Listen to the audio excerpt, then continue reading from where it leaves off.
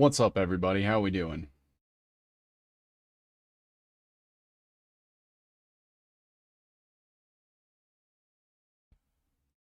We're so we do need to continue with I have the Eric Prince web that we have part 2 for. We have the Dick Cheney web that we just started yesterday. A lot of people brought up really good points about his wife. Something about his wife being connected to Booz Allen Hamilton, which is not surprising. I was actually more surprised to learn that there wasn't a direct connection between Cheney and Booz Allen Hamilton. And I spent entirely way too much time on Jim Woolsey and Genie Energy, and want to get into like some of the other things. Um, with this, so yesterday MIT released a paper or a study essentially that discusses their ability to basically send nanoscale electronics in through the blood-brain barrier to target specific regions of the brain by hijacking the immunoresponse system of the body. They're able to essentially graft nanoelectronics onto organic material that can chemically disguise itself as like white blood cells, essentially. And that keeps the body from attacking it as a foreign entity. And they are able to then modulate it through like fluorescent light programming and direct it into the blood-brain barrier and in vitro with the chemical signaling. They're able to send it to specific regions of the brain to essentially give off electronic signals that manipulate the neurons in that area, thus able to literally program your brain. It is what MK Ultra was with the wires and the electrodes in the brain. Now, no wires, no surgery required. And it's always interesting too because they're admitting that they have it, and public disclosure for technology, especially something like this, is always 30 years behind. So they've already had this technology for, I'm assuming, decades and decades. DARPA has had it for at least 10 years. But MIT and DARPA have like a really, really strange relationship. I saw someone said MIT or CIA enterprise. I've always seen DARPA as or MIT is more like the DARPA sort of breeding ground, and Stanford, in my opinion, is like the main CIA recruiting center. Not that there's not overlap. You're absolutely right that the CIA also recruits from MIT. But anytime I think like CIA University, I think Stanford primarily. So MIT claims to be for the good of mankind, yet they're trying to hack the human brain. Yeah, it's this thing called test realism, where essentially, I mean, it's the same sort of mentality with like climate change, for example, where they claim that they know best and that they can use technology and forcibly apply it to all of humanity for what they call the greater good. And they're able to sort of do this because their beliefs are that whatever's in their best interest is the greater good. So that whole like karmic exchange thing, when they tell you these things and they say that it's going to be like great for humanity and good for innovation, they mean it. But what they're not telling you, and what you have to read between the lines, is that the what is best for them is what they truly internally believe is best for humanity. And they'll say that it is to curb catastrophe or to, you know, keep wars from happening, starvation, you know, things like that. And that is just not true. They do it for the sole sake of control. And that's what it's always been. That's what it will always be. And they will always try to find ways to make you look like you are the bad guy for resisting what they call progress, which in a sense is progress, but it's a progression of the mechanisms of control that they have over all of humanity. So with MIT, obviously, like they were involved with the creation of the internet, for example. You know, they were partnering with DARPA way back in the day, and they even a lot of people don't know this, but MIT started from like a land grant from the government. And it was like a federal funded grant that they gave this guy William Barton Rogers, and he used that money to then create MIT and establish it. And it was all about just like bringing the best, you know, scientific collective minds all in one place to study and advance technology. Now, MIT, you know, has had a lot of things sort of spin out of it, but I would say that it was when Vannevar Bush became involved was when it sort of exploded in its pursuit of science and the application of different technologies to be weaponized against us. Now, it goes, you know, obviously all the way back to like the 1800s. But I would say the 1900s, especially during and right after World War II, there was a huge spike in their involvement and influence in like government programs and things like that, which Vannevar Bush kind of was the main catalyst for that entire thing. And we'll kind of get into all that, but I'm gonna get off my soapbox today. I only have a couple hours.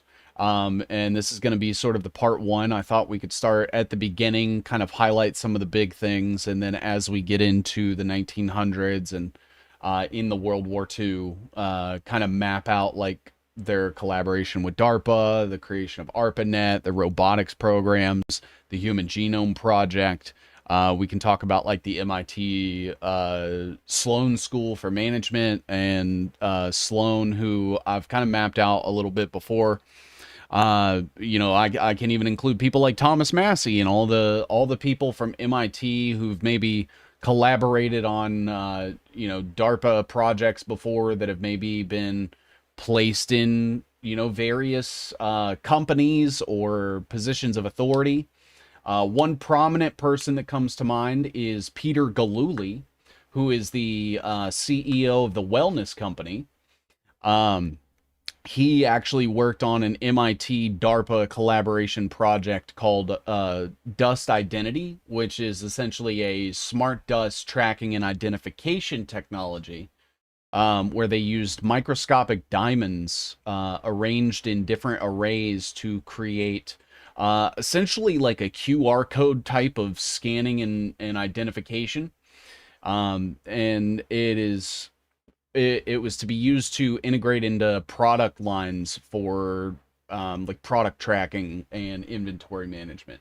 But that's what they claim it's for. But it could technically be applied to anything.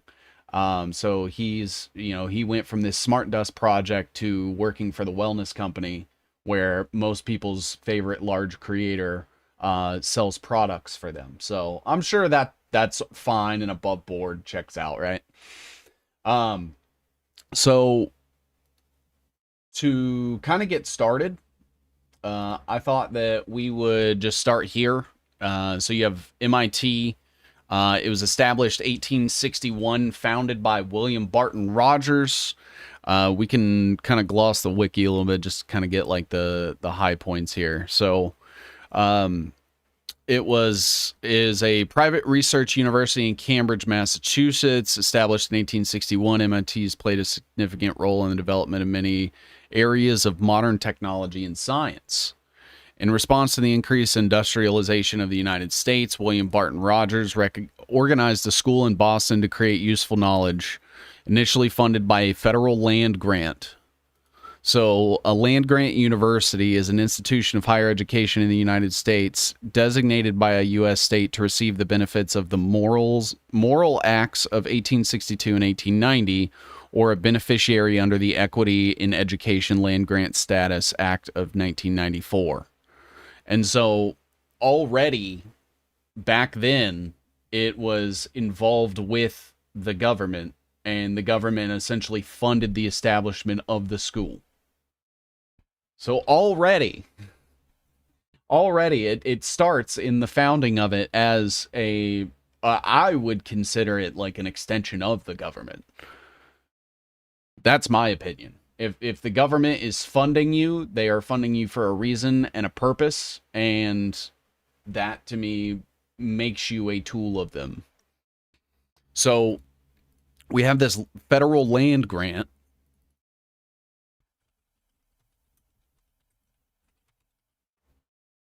If I could spell. That was given to them. And I'm almost wondering if it has any sort of information on who designates that. Was it Massachusetts State?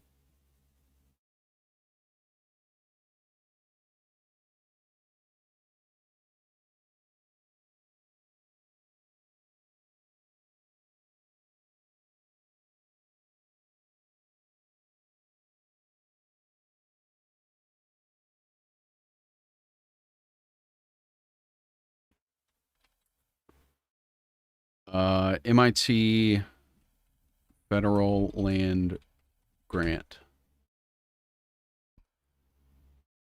Morrill Act of 1862.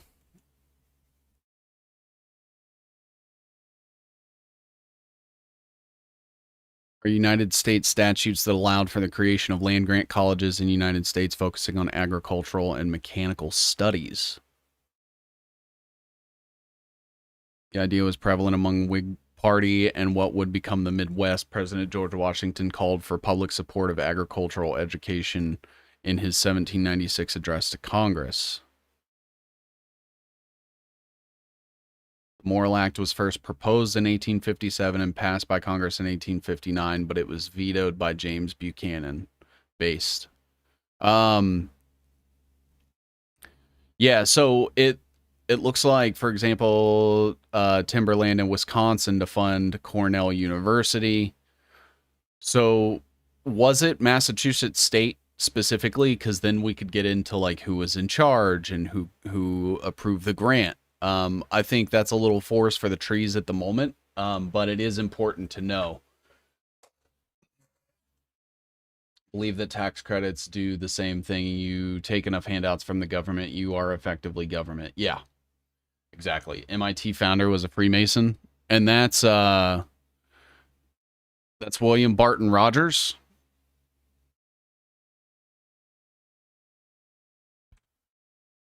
Was he? I wouldn't doubt it. Not a Freemason. He was associated with Freemasonry through his brother James Blythe Rogers.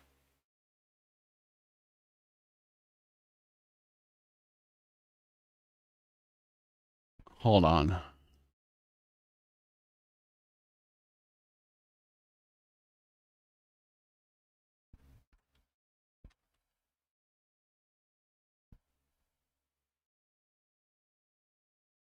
On this occasion, the Freemasons will display all the decorations and paraphernalia of their order. The carpenters will exhibit the implements of their trade in a house moved on wheels, sailors, a full rigged ship transported in the same manner, and it is said that the manufacturer.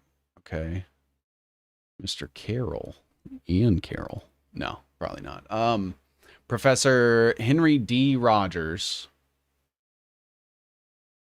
That's not the same person. William to Henry. Okay. I can see these. Okay. So was William at the lodge?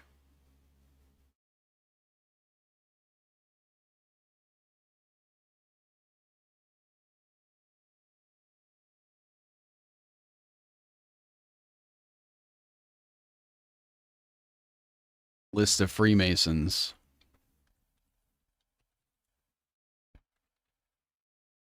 That's William Barton. It's not the same person though.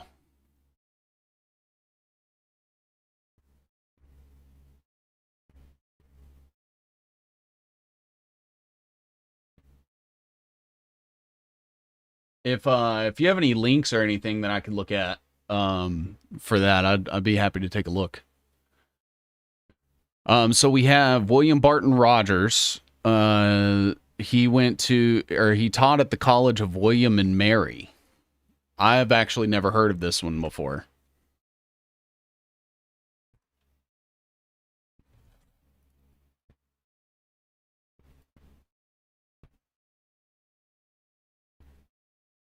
But it looked like it said King William.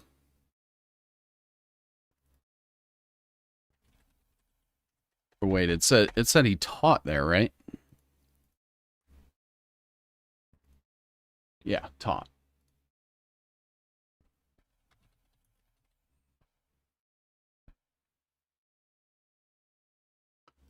College of William and Mary, and that's a founded in 1693 under a royal charter issued by King William and Queen Mary. It is the second oldest institution of higher learning in the United States.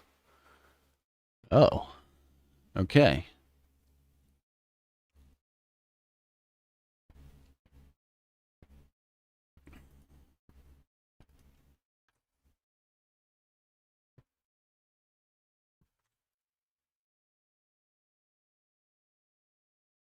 And Mary the Second.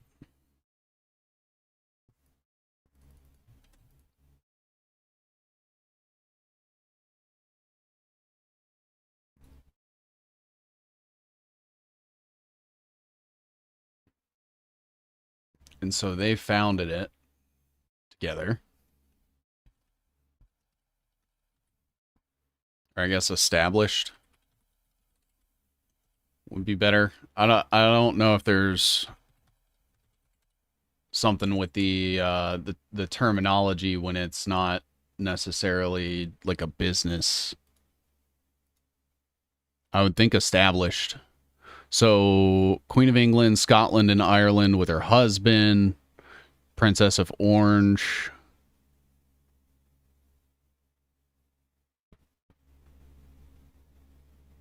Her uncle, King Charles II.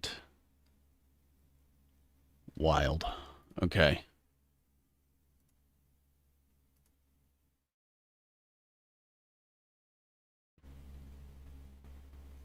Led by James Madison, Thomas Jefferson. Founded the Collegiate Secret and Honor Society, the FHC Society, the Flat Hat Club, and Phi Beta Kappa. Phi Beta Kappa in 1776, which is interesting. Phi Beta Kappa, there's a lot of interesting people connected with Phi Beta Kappa. And then we'll look at Robert Gates, because he is the chance. Well, I guess that's not really relevant at this moment. The University of Virginia as well, founded by Freemason Thomas Jefferson.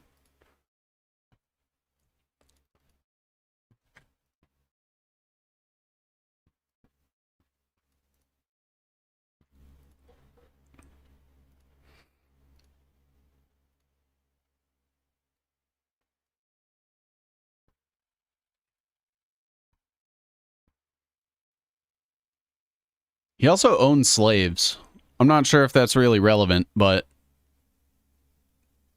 he ended up marrying, what was her name?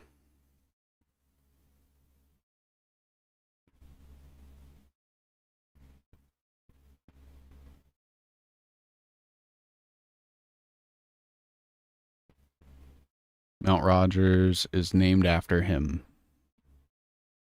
because of his association with Virginia. So he taught there, and then he looks like he has 3 brothers: James Blythe Rogers, Henry Darwin Rogers, and Robert Impey Rogers. And they are all somewhat famous scientists. So you have James Blythe. I wonder if he descends from like some sort of family. William III and II, also known as William of Orange, the Orange Lodge. Yeah, I was looking at that. What I haven't heard of the Orange Lodge before. What is that in connection to? I'm assuming some sort of Freemasonic thing.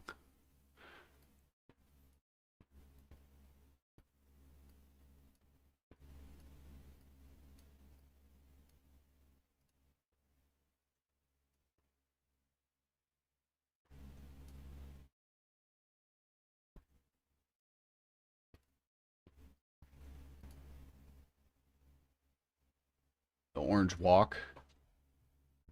33 in numerology.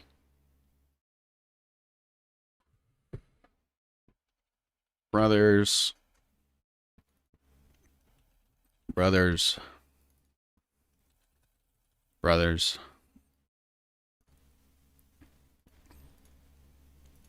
And so he was a chemist in the survey of the Boston and Providence Railroad. University of Virginia, Jefferson Medical College.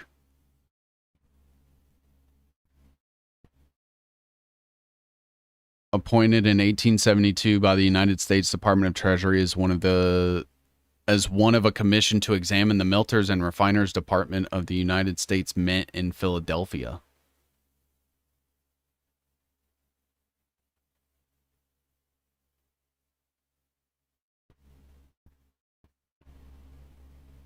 He was a fellow of the College of Physicians and Surgeons, member of various scientific societies, one of the incorporators of the National Academy of Sciences, and president of the Franklin Institute for 4 years.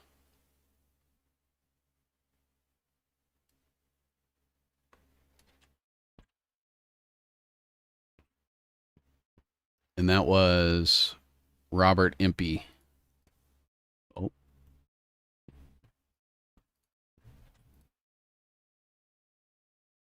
So we have the National Academy of Sciences.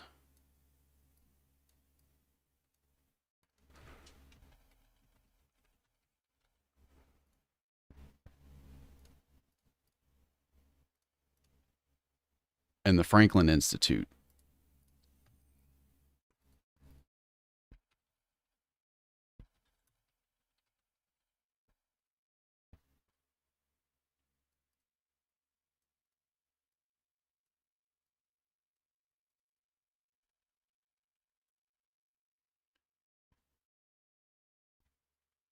Okay. All right. Let's just look at a couple things for his other brothers, and then we'll kind of move forward a little bit in the timeline, and we'll kind of go up to like World War One, World War Two era, and we'll start talking about Vannevar Bush and what he did.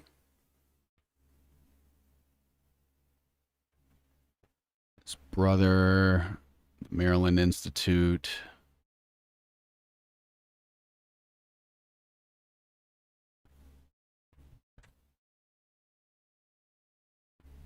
Worked at a school in Windsor, Maryland. Closed in 1828 and teaching at the Maryland Institute.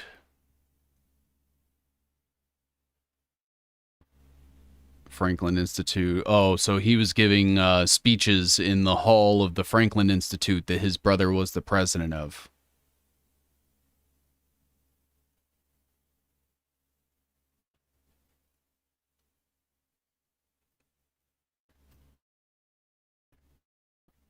Ed Turner.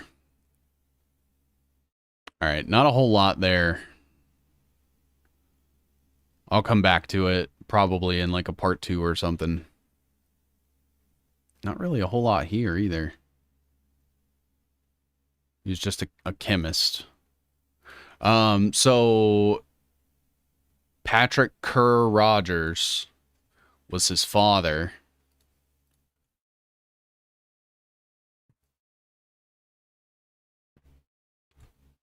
Oh. And I don't know anything about Patrick Kerr Rogers. I'm sure he's connected to something.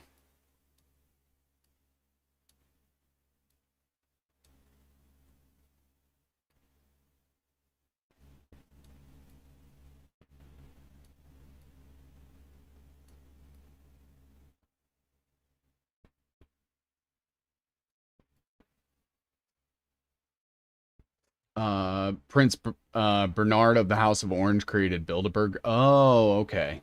The highest tide recorded in the 5th of 4th Edinburgh toppled the ship, entering 33, formerly owned by M.S. Paul Allen.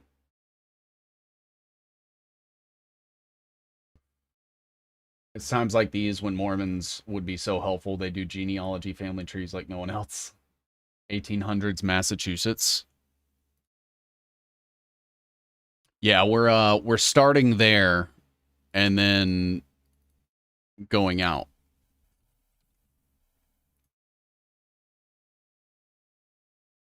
We'll kind of do a little time skip though.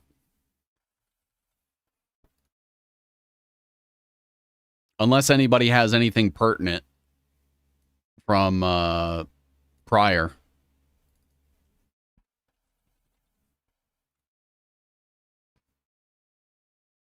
So there's all of this, and this is just the founder. So what I'm probably going to do is take all of this and move it over so that I can start making room for like all the things that they partnered with and stuff like that. So we'll do this.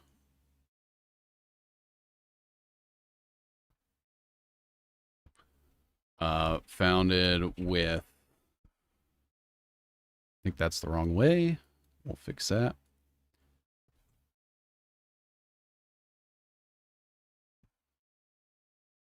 I've met a Mormon.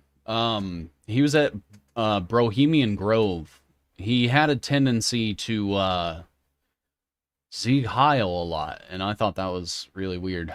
Remember seeing that most MIT members were part of secret societies, but I can't find the link.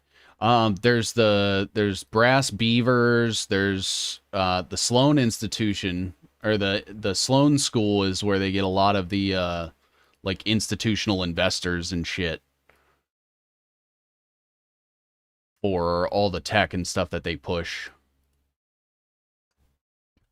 Father. If anybody has anything on Patrick Kerr Rogers, I'd be happy to take a look at that. So MIT, Massachusetts Institute of Technology, established by the government and this guy, William Barton Rogers, who taught at the school that was established by the king and queen. And it was the House of Orange, the same House of Orange that established Bilderberg, the Orange Lodge. That's what I'm seeing. I'd be happy to take a look into that a little bit. Have you seen the Mormons with the name badges? Hello, my name is Brother Sister X. What?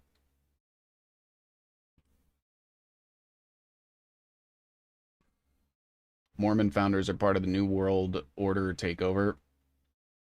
Mormonism, to me, feels a lot like I saw some stuff this week that said that Mormons were the mountain Jews, and that made me laugh a lot. All right, I really do want to talk about Vannevar Bush because I feel like Vannevar Bush is kind of where MIT started to uh, kind of explode. Now, other people might have different opinions, but to me, this was sort of like the nexus point for military intelligence, intelligence agencies, um, military technology, science, research, and venture capital funding.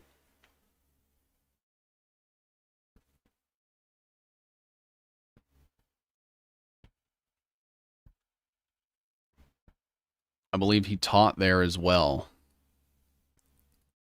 Um, yeah, I would like to get into Vannevar Bush because I've spoken about him some, but I haven't ever like focused on him primarily.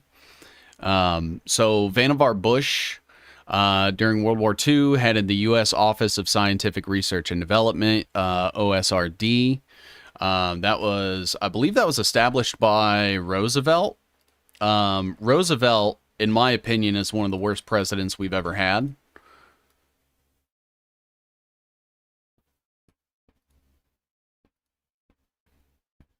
They just wear these weird ass name badges, obviously engraved at the same place, black with white engraving. There's some symbol to the side of the name too. I can't remember what it is.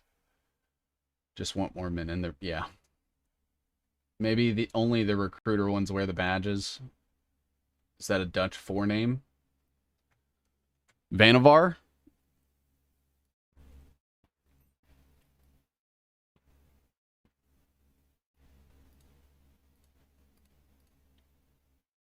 He was the head, right? Yeah. Head of. Mormon and Catholic are competing for first place in the second-hand Jew competition. I will say Catholicism has them beat by a few thousand years. Couple thousand years, give or take.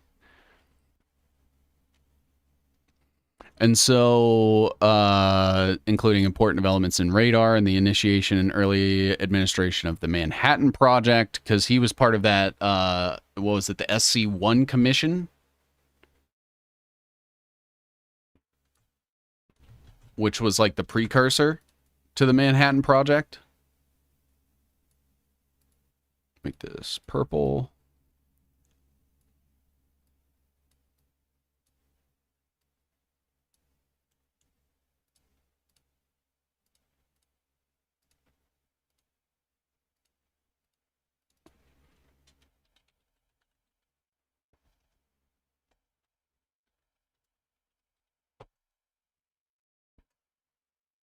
Christianity exists to enact the NWO alongside Islam and Judaism. Yes. They all want the same thing, and it's the end times. They want the Messiah to return. They want the world to end. They want tons of people to die. And, yeah. Yeah. They all want the same thing, and they all call it salvation. And that's not by coincidence. I wish more people would understand that. Like, it is literally a doomsday cult.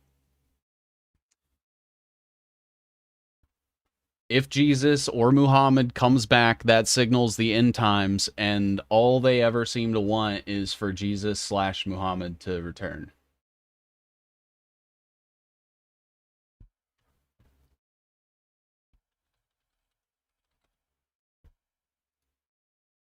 Stream keeps dropping for me, but it wasn't Bush.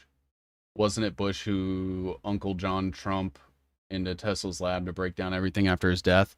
That could very well be true.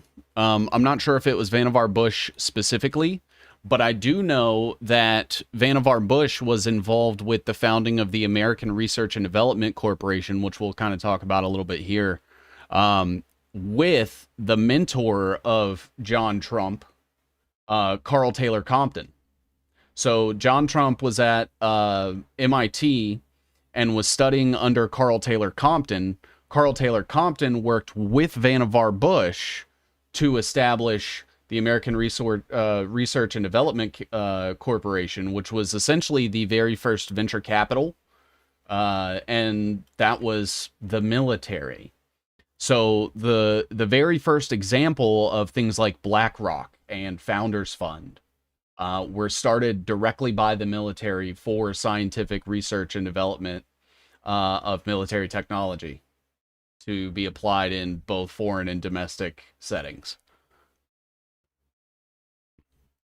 That's where shit gets crazy, because Vannevar Bush, so I guess it was under Truman. So with Vannevar Bush, his entire mentality was, after the end of World War II, was why, are we just using science as a tool for medicine and consumerism and stuff. We should take science and invest in military scientific research. And then that's where you got this huge influx of government money funding various scientists and studies and companies and things like that. So I think he's very, very pivotal in the entire military industrial complex becoming what it is today. The MIT website has an intro to William Barton Rogers, like he wrote it about himself in his own words. Do you have a link to that? So the development radar is really important also.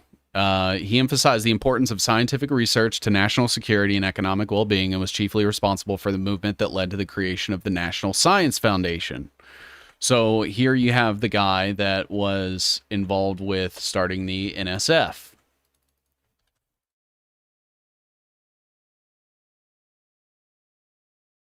I don't think he was directly involved in the founding, but he inspired. Let me double check that.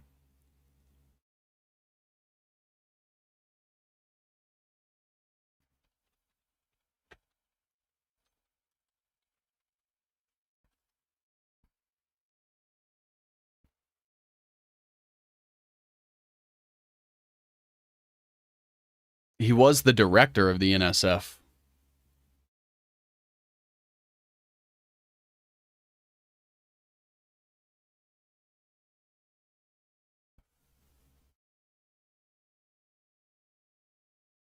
The link right there. Copy link address. Oh, wow. My name is William Barton Rogers. This was probably written by AI.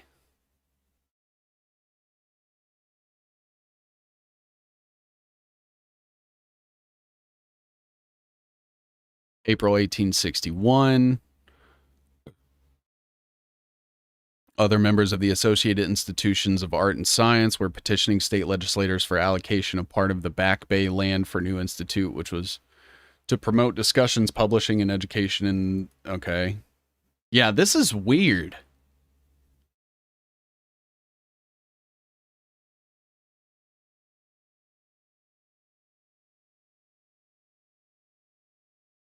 What the fuck? This seems culty to me. MIT also began to be featured heavily in American television shows glorifying robotics and radio technologies. Yeah, it was always you know, anytime you would watch some sort of like sitcom or drama or some sort of like daytime television show, it was always the parents want their kids to get into a good school like MIT or Stanford, sort of whitewashing them of their true purpose, which is just military recruitment centers. Would have expected AI to do a better job mimicking his voice. Wait, is there a read thing? Oh, I see. I see, like speaking in his dialect. Yeah, interesting. That's that it just seems culty to me. Carnegie Institution, Washington. So oh yeah, Vannevar Bush co-founded Raytheon also. That's just a small little detail there. Created the National Science Foundation. See, the IEEE is saying that he created it. The sole liaison to U.S. President FDR on progress towards the bomb.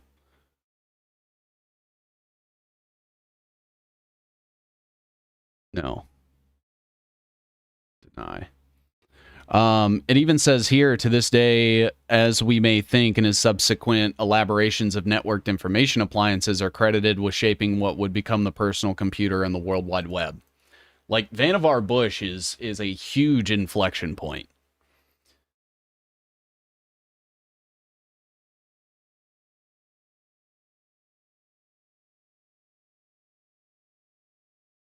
He also opposed the first H-bomb test on the grounds that the test held on November 1 would help Soviet Union.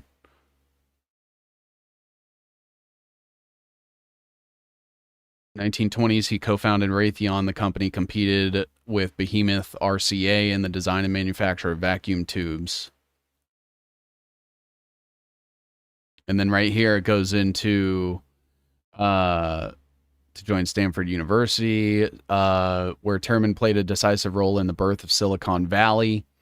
And then you had Claude Shannon joined Bell Labs and founded Information Theory. And then Georges Doriot helped Bush launch one of the first VC capital firms, American Research and Development Corporation. So, a lot of interesting stuff there. So, I guess he was kind of involved with co-established, because he wasn't like the main person behind it, unless I'm mistaken. I assume it would be like the president and his cabinet. You know, all the presidents are linked by blood. Yeah, wasn't it like some middle school girls project or something like that? I almost wonder if that was like a controlled disclosure. And so with Vannevar Bush, National Science Foundation, joined the Department of Electrical Engineering and founded the company that became Raytheon. So attended, taught at.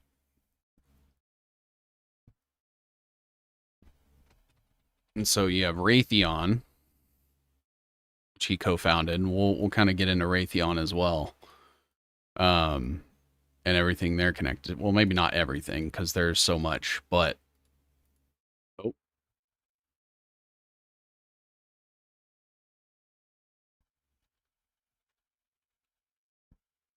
I've heard Trump is a descendant of German Jews. Possibly.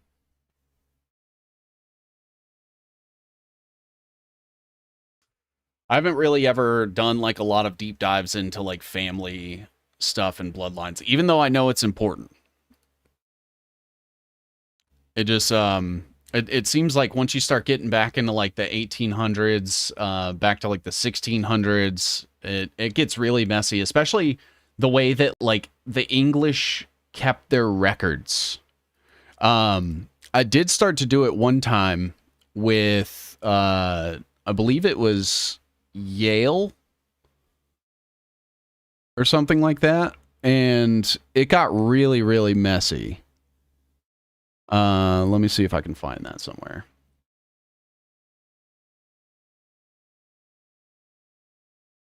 Scherf Bush connection, maybe. Let's see. Is it here? No. Here it is. So Yale University, right? Founded by Samuel Russell, Noadiah Russell. Samuel Russell, I believe, being the son of Noadiah, right? And you had Noadiah Russell, who was the son of Mary Hamlin and William Huntington Russell. No. See, I already don't remember. Because look at this. Samuel Russell, Noadiah, William Russell, Mary Hamlin, William Huntington Russell, Matthew Talcott Russell, William Russell, Mary Pierpont Russell, Noadiah Russell, again, Joseph Russell. And all of this came from like this New England family's genealogical memorial. Yeah, Scottish is what I've always understood. Because he had that Scottish rite of passage thing that he was part of as well. Became vice president of MIT and dean of the MIT School of Engineering.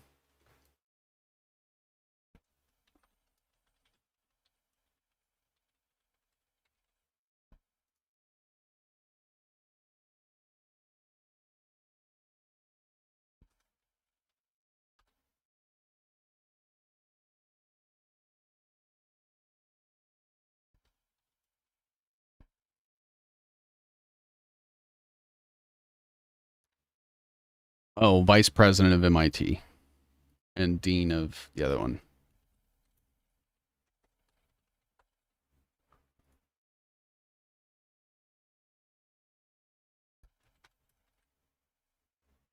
Any relationship to Charles Taze Russell, JW founder?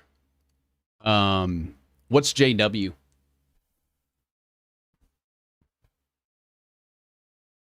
Jehovah's Witness?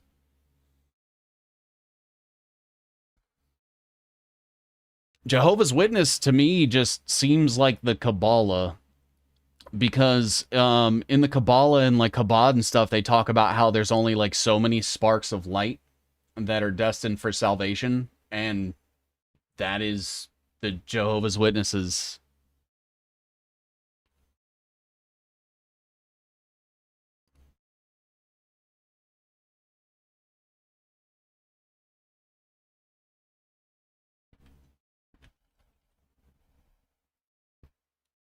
Yeah, that's a good question.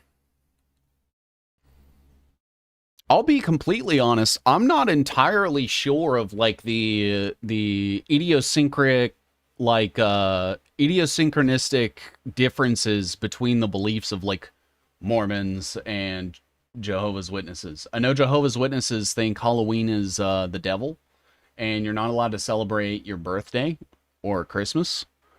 I had a friend whose mom was Jehovah's Witness, and she was crazy. The Carnegie Institute of Washington. So here he's connected with Andrew Carnegie. Maybe not directly, but was Carnegie still alive? Maybe.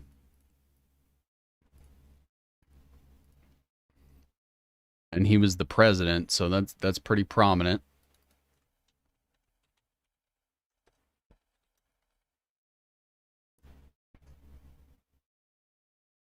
Still never got an email reply from you, 7Cs, almost like you're antisocial or something. Just a little bit. Just a little bit. I apologize. I will eventually get around to it. You have my word. I just don't know when. I've been having difficulty finding good times to stream and do research and stuff. But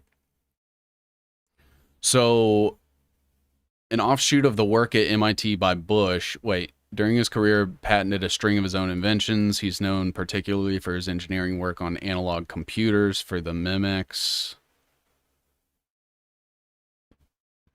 So analog computers and the Memex.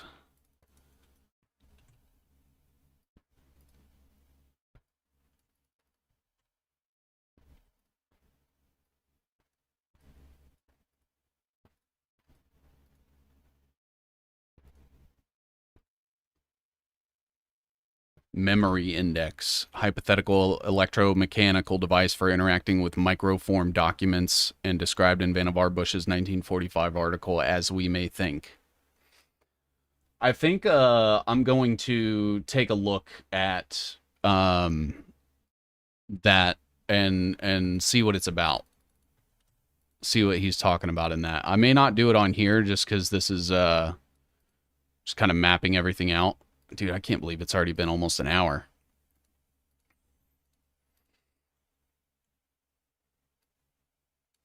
And so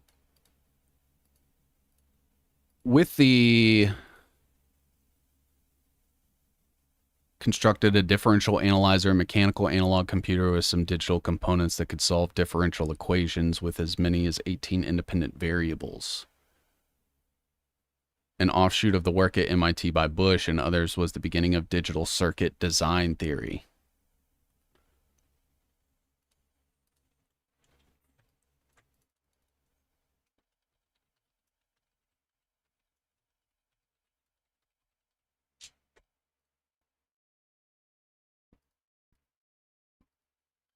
Just kind of add that. Andrew Carnegie birthplace, 10 miles from me in Dunfermline, Scotland. He built U.S. railroad steel over ley lines. Yep. Bush is connected to Nikola Tesla. Vannevar Bush played a significant role in the evaluation of Nikola Tesla's papers following Tesla's death in 1943. Yeah, that absolutely checks out. Actually, I can probably bring this over because we're going to have other things as well. Just for the sake of time, I do have some of this stuff already mapped out on another web that I could potentially bring over and just kind of talk about.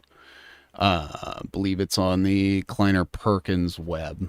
So Vannevar Bush, just a couple of other things here. The American Research and Development Corporation, which we kind of talked about earlier. That was the first like venture capital firm in existence, as far as we know in America. So before you had like the Rockefeller Foundation and stuff where it was like families were all sort of like using their generational wealth and inheritance to fund various things like the Rockefellers, the Ford Foundation, things like that. And so what this was essentially a transformation of that from being just families to now anybody with money can all get in on this company together. Looks like a map of Europe, pal. Yeah. Eventually it's going to look like Bush mentor John G. Trump. I thought that was Carl Taylor Compton. Which, you know, they were thick as thieves. Co-founded. So you have the Kleiner Perkins, because here's Carl Taylor Compton that also worked at the Office of Research and Development with Vannevar Bush. Or no, he worked on the National Defense Research Committee. Apologies. But he was John G. Trump's mentor from everything I've seen. But I wouldn't doubt if there was like overlap. And Carl Taylor Compton also succeeded Vannevar Bush at MIT. Or was it the office? I may need to swap these around, actually. No, it was the other one. It was the other one. Sorry. The National Defense Research Committee under Truman.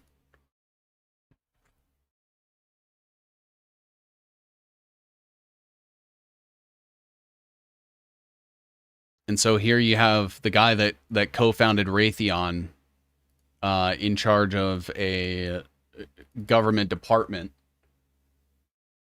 How much did I miss? I didn't get a notification. Odd.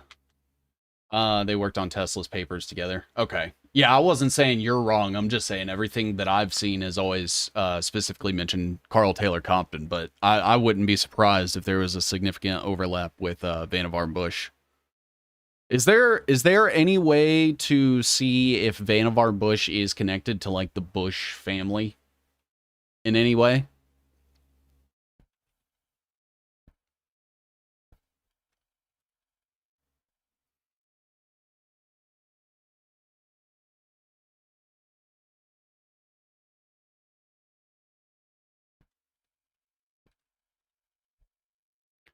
Co-founded.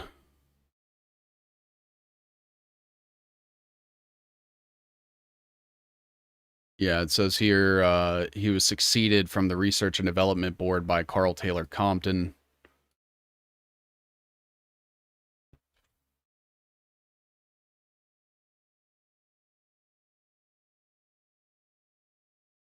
So I do have to move this, I think, or I could probably do that. And head of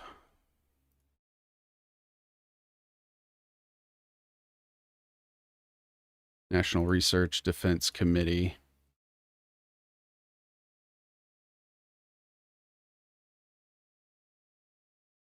Was Carl Taylor Compton ever in charge of that?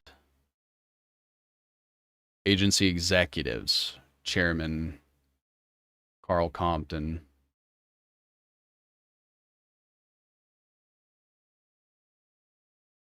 President of MIT. So here you have another president of MIT that was very heavily involved in military technology.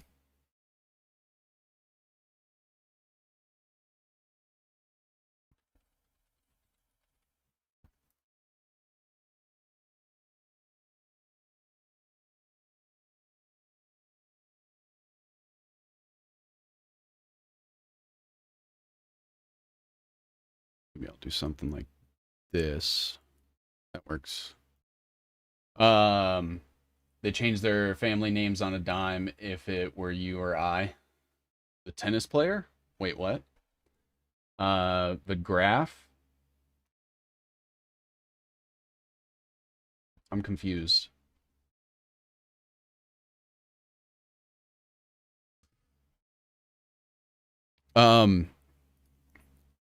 So built much of MIT's modern research enterprise. His policies for technology transfer, commercial spinoffs, and federal contracting have become central to United States science and technology policy.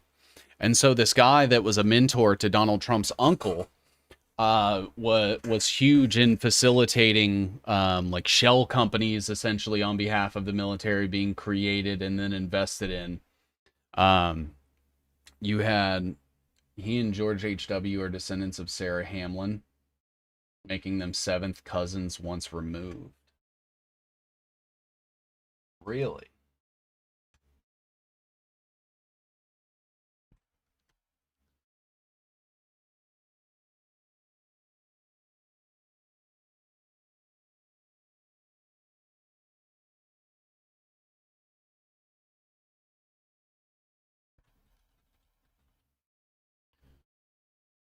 He and George H.W. are descendants of Sarah Hamlin, making them seventh cousins once removed. It is unclear if Vannevar is patrilineally connected to the Bush political family.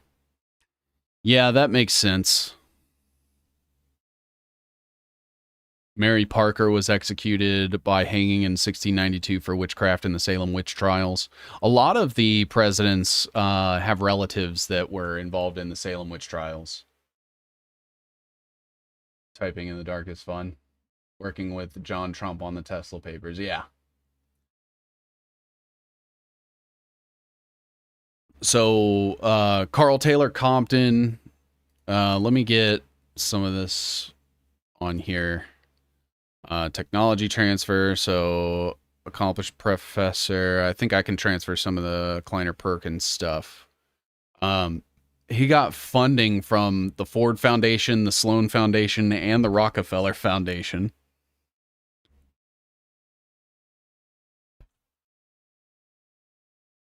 The Sloan Foundation being connected to MIT.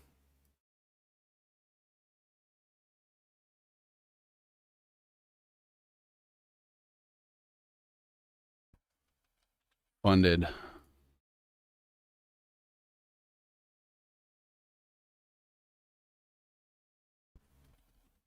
Funded.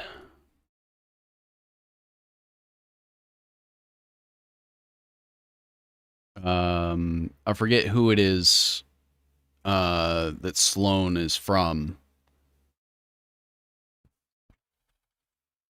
But here, Compton was the founding chairman of American Institute of Physics, president of the American Society for Engineering. He was a board member at the Ford, Rockefeller, and Sloan Foundations. My apologies.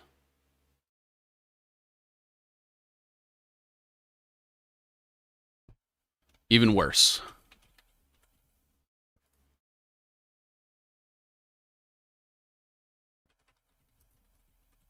Nixon was appointed head of Operation Paperclip, had a shared office and influence on New York businessman Donald J. Trump.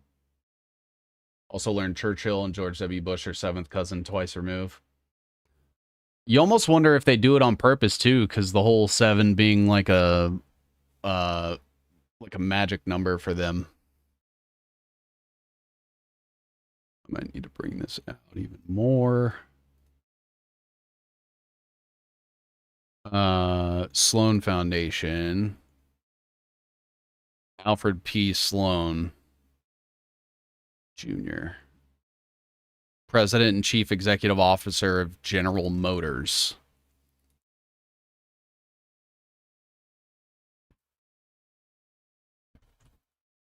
So Alfred P. Sloan.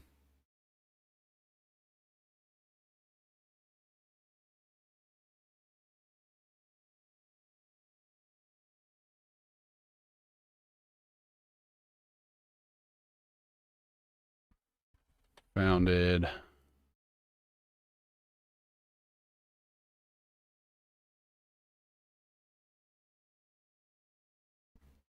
Bush were the Schiffs.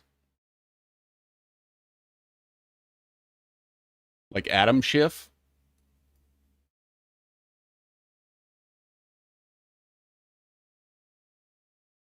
I have to bring a lot of this out.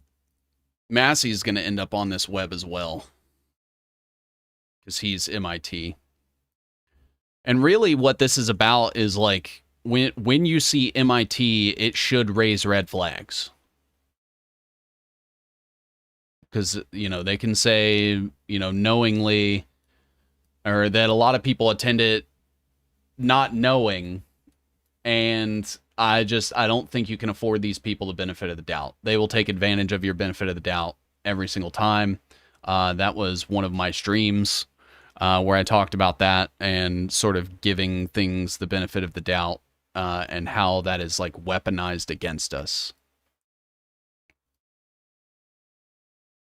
They'll say things like, oh, there's no possible way that things are this ridiculous. They are absolutely this ridiculous and controlled and have been for a long time. And they make it sound crazy so that you sound crazy for saying it when all you're doing is telling people how it is. That's the entire point. So Alfred P. Sloan was president, chairman, and CEO of General Motors.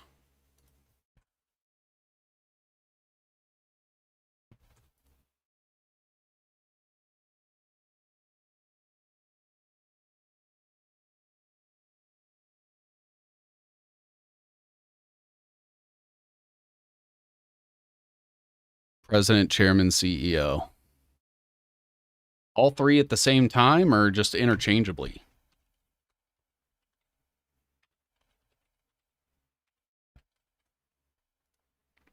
And so Alfred P. Sloan,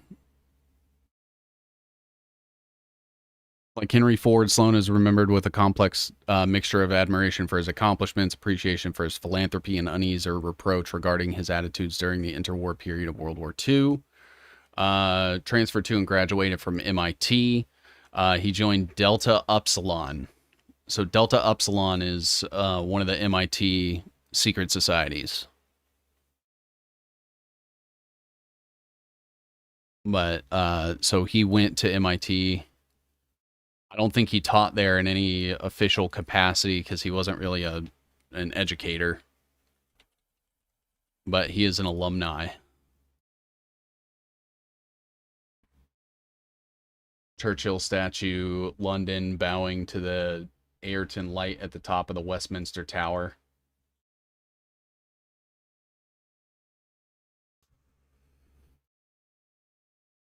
Delta Upsilon.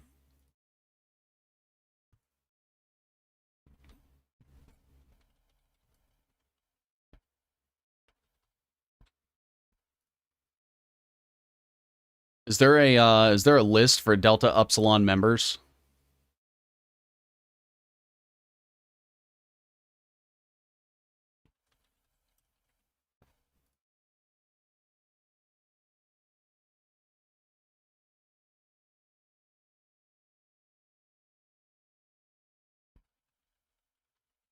How long has this stream been going? It's not showing the times properly. I have no way of knowing when it started.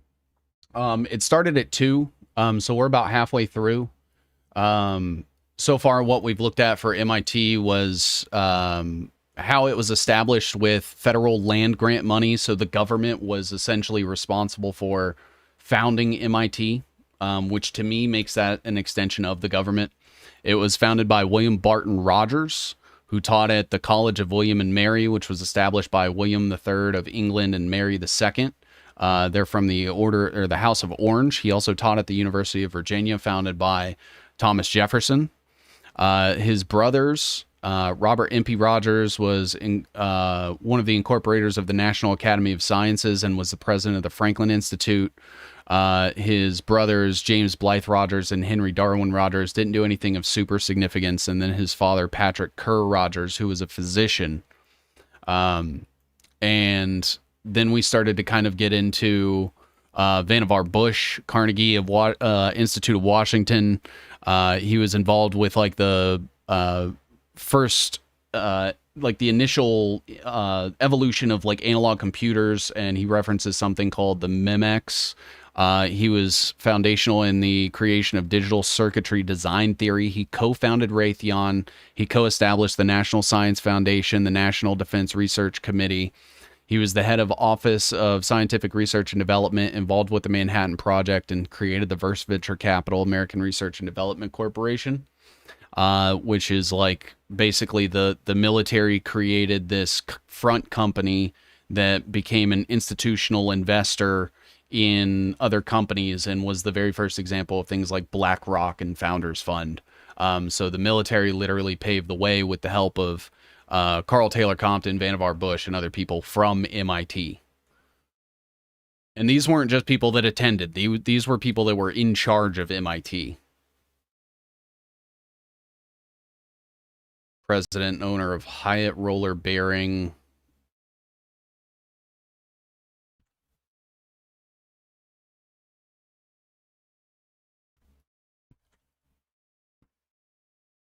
And then you have Alfred P. Sloan, who attended MIT and the Sloan Foundation and like the Sloan School for Business and stuff at MIT, heavily influenced by this guy.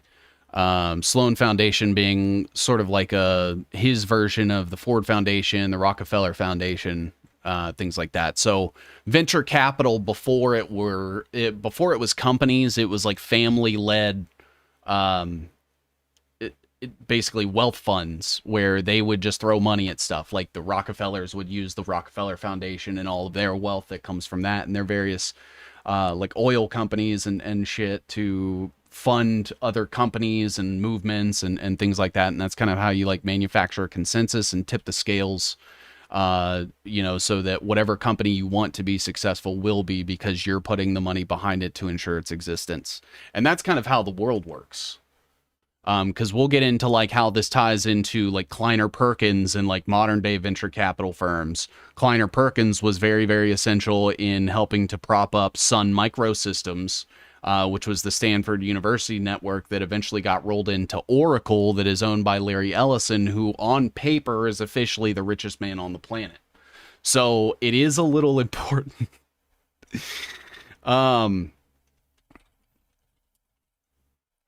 President of...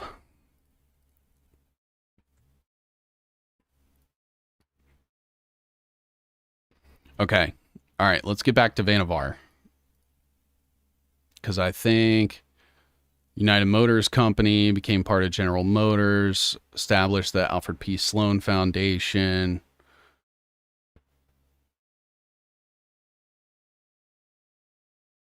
I'm just checking. He established a pricing structure in which the ladder of success, Alfred P. Sloan Museum, and is in Flint, Michigan. Sloan also maintained an office in the 30 Rockefeller Plaza in the Rockefeller Center, now known as the Comcast building. So I just have a couple other things I want to add on here. Because you had the Rockefeller Foundation that was also funding, or that Carl Taylor Compton sat on the board of.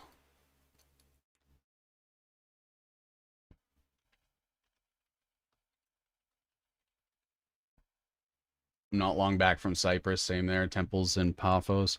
Cyprus is sort of a way for people to get like Israeli citizenship without officially having Israeli citizenship. Like Eric Schmidt comes to mind.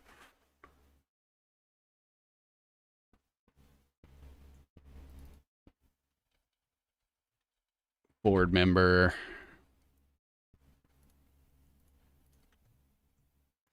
And so the Rockefeller Foundation, did Alfred P. Sloan have any official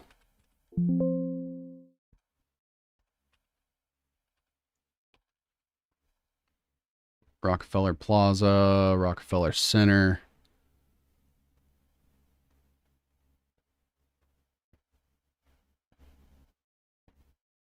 Maybe not officially, but possibly. So, it looks like additional grants established a Sloan Institute of Hospital Administration at Cornell. Cornell is huge on biodigital convergence stuff. So you have Sloan Institute of Hospital Administration. Guess that would be, yeah, we'll make it blue. Sorry.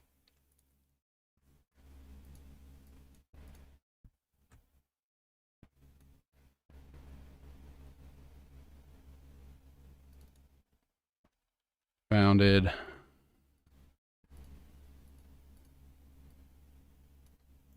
Which is Cornell.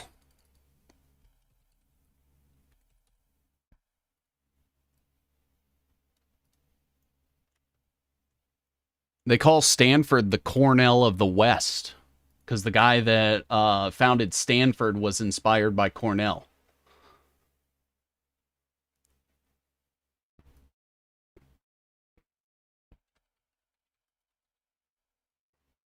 Which I think is really interesting.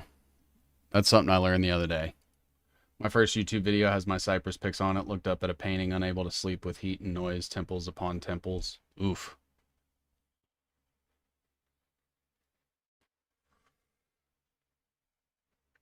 Cornell has been deep in the esoteric mysticism of physics for a hot minute too. Yep, absolutely. Sloan Fellows program at Stanford.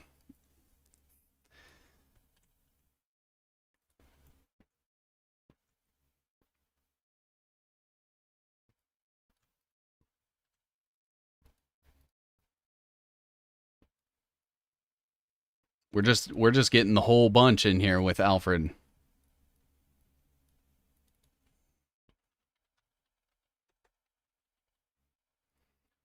So he established Sloan Fellowship at Stanford, CIA capital of the world.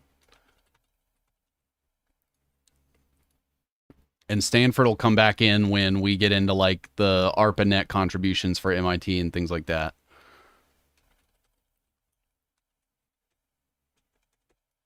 Program of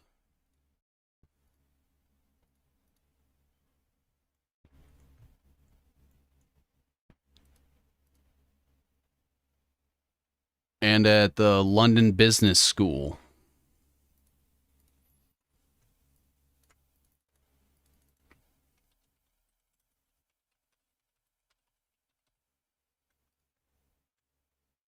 So essentially what you have is a guy that was a dollar store version of Henry Ford that created his own through his running of General Motors.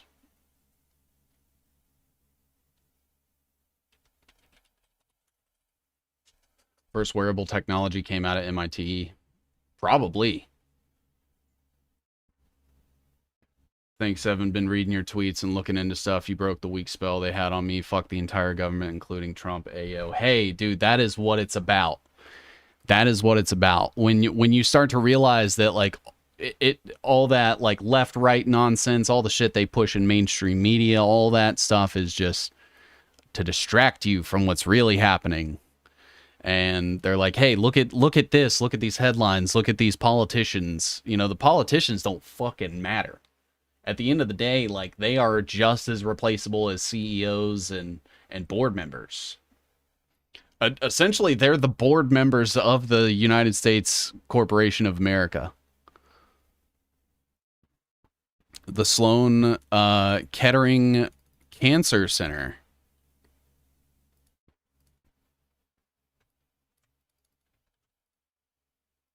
Good to see you, Sour. I hope you're doing well, brother. I hope you're over uh, getting shot. Usually let the like button hit me on the way out the door. They're still doing fireworks here in Edinburgh, trying to find faults in outside lighting in the dark is fun with fireworks above. Finding faults in outside lighting.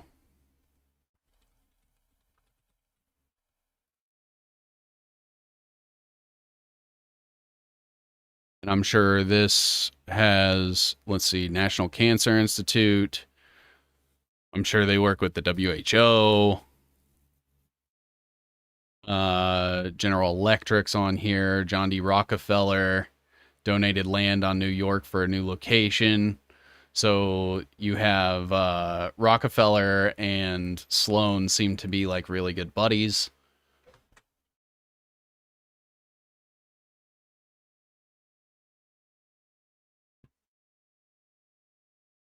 I may need to put this like up here or something. Let's see. I'm not sure the extent of their capacity, but head of Rockefeller after his father.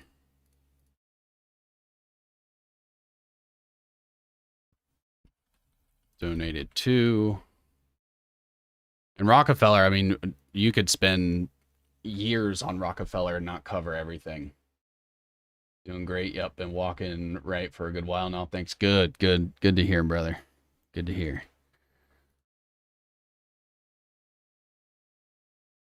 Chairman of General Motors, Charles F. Kettering, GM's vice president. So I'll put Kettering on there also. Became director of the memorial.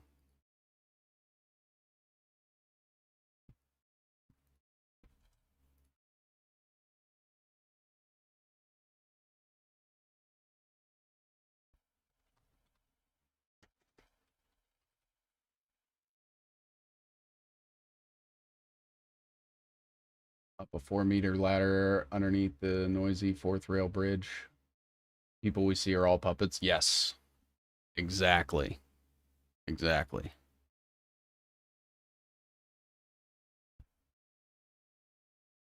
Let's see. Okay, so we have a lot of stuff for Sloan, who let's see. Burroughs, welcome. Is GlaxoSmithKline. That's really important.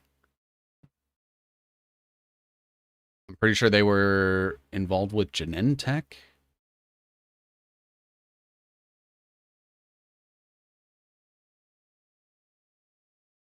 Partner, the New York Proton Center opened in 2019 as a partnership between Memorial Sloan Kettering, Montefiore Health, and Mount Sinai Health System.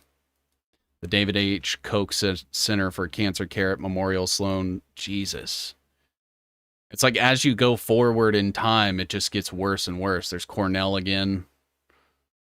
All right, we'll come back to that. Alfred P. Sloan. Sloan Foundation is also connected to the Lincoln Center for Performing Arts, the New York Public Library, New York University, and the Fund for the City of New York.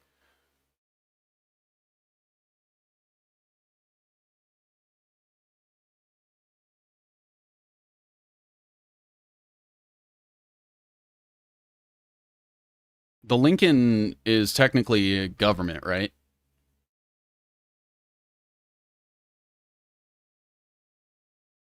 So they're connected to that. I don't really give a shit about Channel 13.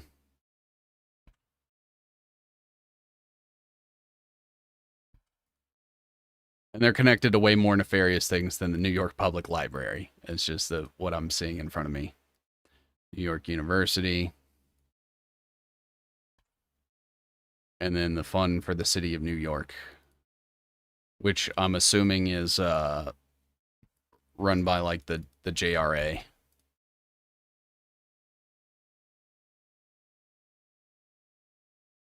Or the UJF, not the JRA. Sorry. I'm thinking UJA and JFC, I think.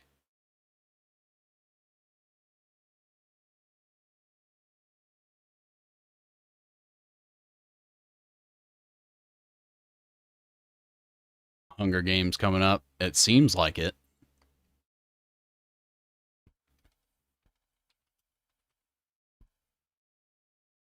Donated to.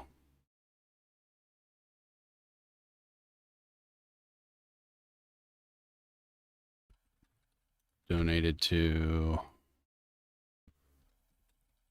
Donated to. All right. All right. I think that's enough on Sloan. We're going to go back to Vannevar Bush and Carl Taylor Compton. So Vannevar Bush, Digital Circuit, As We May Think, National Research and Defense Corporation, Tufts University. Vannevar Bush was also involved with. Oh.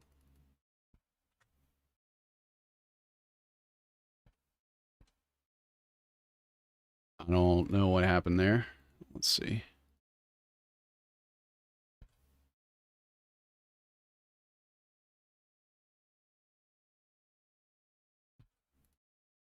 Tufts University. Not sure of the capacity. The Carnegie Institute of Washington. Okay. National Science Foundation. Okay, so he named after John Vannevar, an old friend of the family who had attended Tufts College with Perry. Richard Perry Bush. Rick Perry Bush. Chelsea High School. Bush graduated from Tufts College. Okay, so he attended just like his father.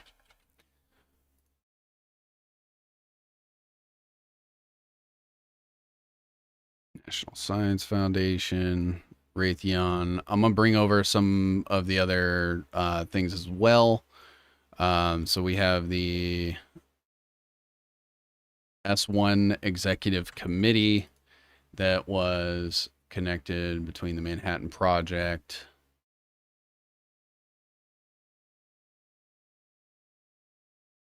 Hey, new to the channel. Great connections. Thank you. Thanks, dude. Thanks, Jonah. I'm all just facts of the matter, follow the money, you know, infer from it what you will. I'm not going to tell you guys what to think, but I will tell you what I think. Let's see. From Tufts College during his senior year, he became a member of Alpha Tau Omega fraternity.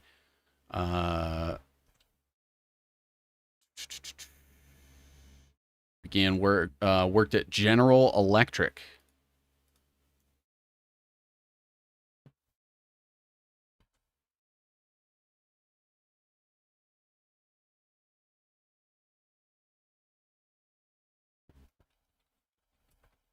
Member of.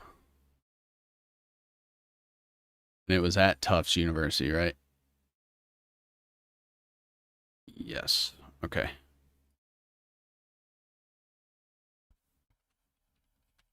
Also, if you guys have anything on Vannevar Bush that you want me to look at, feel free.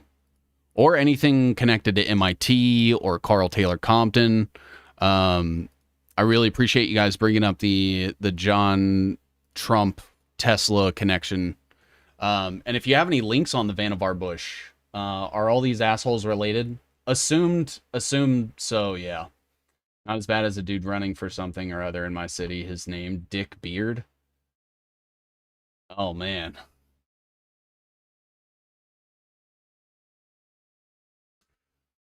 All right, so we have Vannevar Bush. He was also part of establishing the Ames Research Center, which was NACA, which became NASA.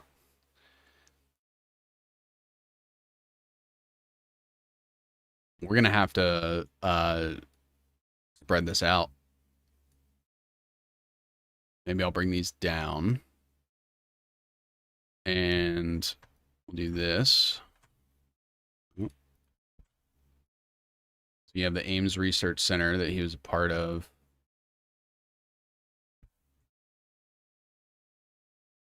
I think he helped establish it, if I remember correctly.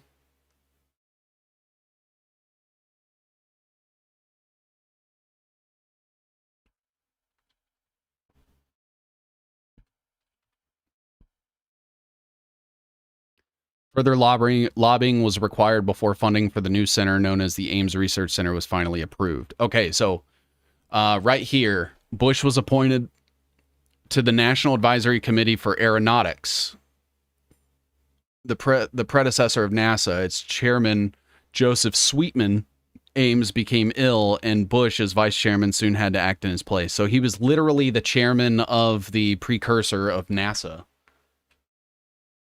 Vannevar Bush was allegedly involved in Majestic 12. Oh shit! Do you have anything on that? So, was it vice chairman or vice president? I don't think it really matters, but vice chairman and then chairman.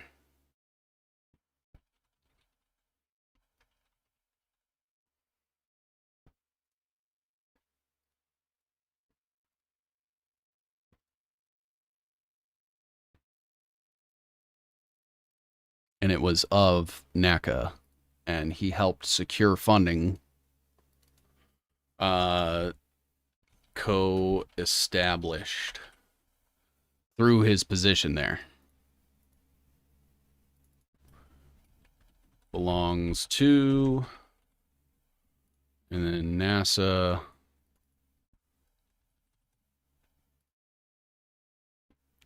I guess belonged to, became,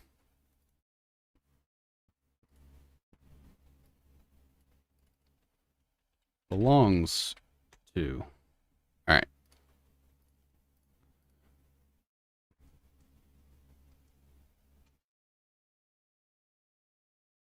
Tesla Vannevar. Let's go.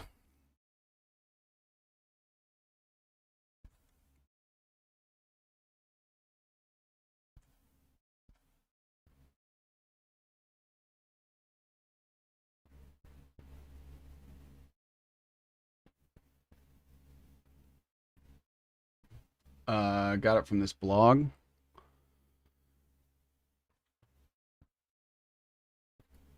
Tesla, Niagara Falls, George Westinghouse, National Science Scholarship. Okay, this is talking about them. Tesla built a wireless power lab in Colorado Springs. Okay.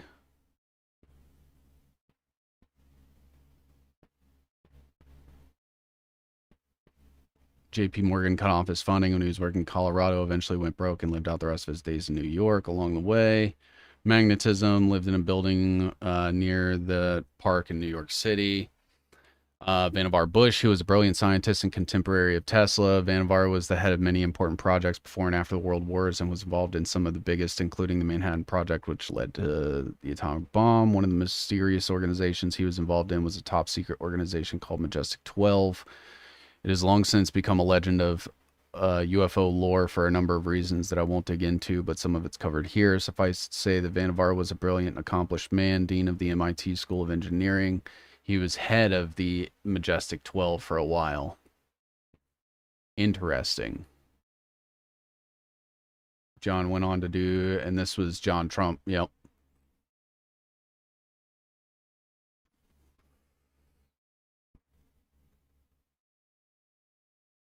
Rotational radiation therapy for cancer. He was noted expert on high voltage systems, including the first 1,000,000-volt X-ray generator, which he developed with Van de Graaff, a contemporary of Tesla's. The FBI chose a noted expert in high voltage systems to overlook them. John from MIT, the colleague that Vannevar Bush mentored. Yeah. Yeah.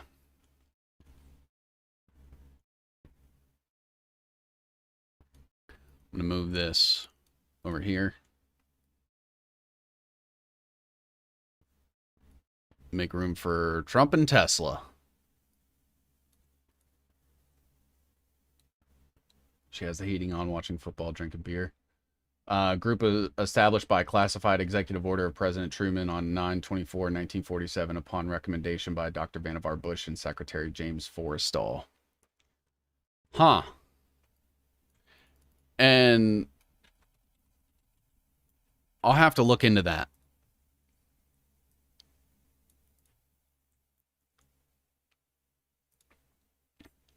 Truman was also a huge piece of shit. Chairman Joseph Sweetman. NACA asked for supplement location, United States, head of Navy's Bureau.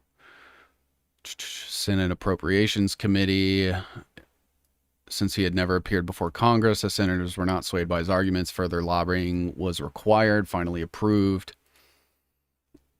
And the NACA Center for Funding, third center in Ohio, which became the Glenn Research Center. Following Ames' retirement, Bush became chairman of NACA with George Meade as his deputy, remained until November 1948.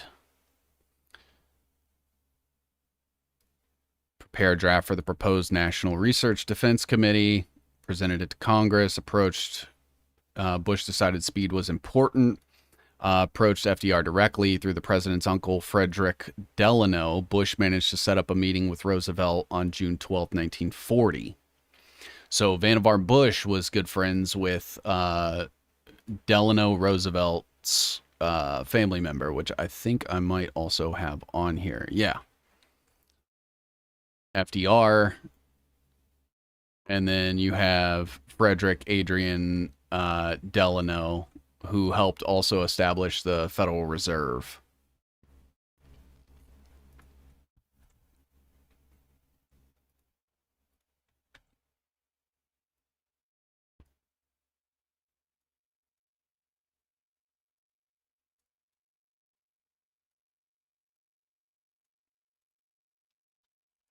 Appointed by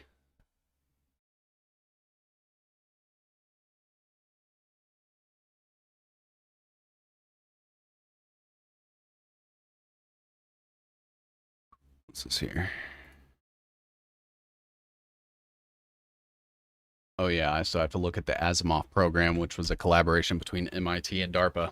We're probably not even going to get to the point where we're talking about MIT and DARPA. It's probably going to end on Vannevar Bush and Carl Taylor Compton and stuff. And just to kind of give, like, this is where MIT was 80 years ago. You know, so take that into context when you see anybody coming from MIT. Just 12, President Truman, members. Okay. Yeah, I'll have to look into this. We might save this for the next episode that we do on this for part 2. But established. And then what I'll do is I'm just going to take a screenshot of it, of the members, and I'll work off of that for next time.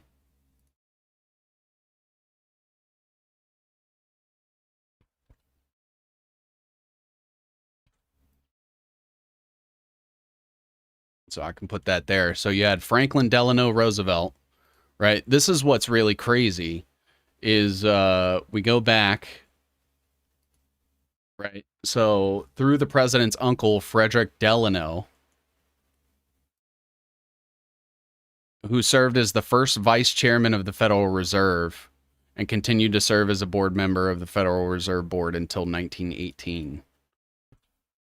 And he was good friends with Vannevar Bush.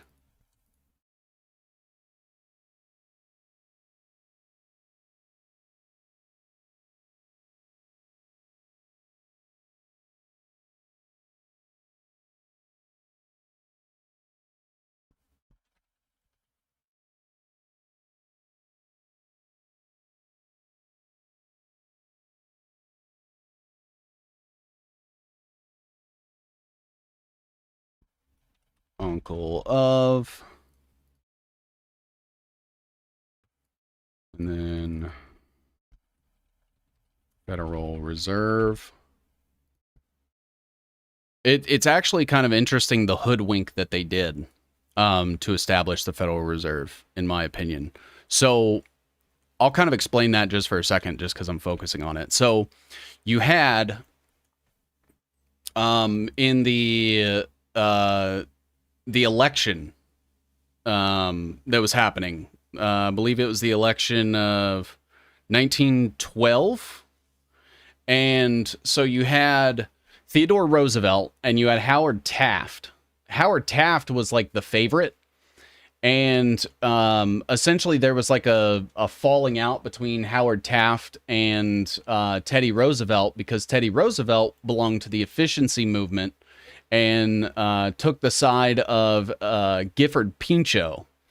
And essentially it was all an argument over whether or not the federal government should allow private corporations to control water rights.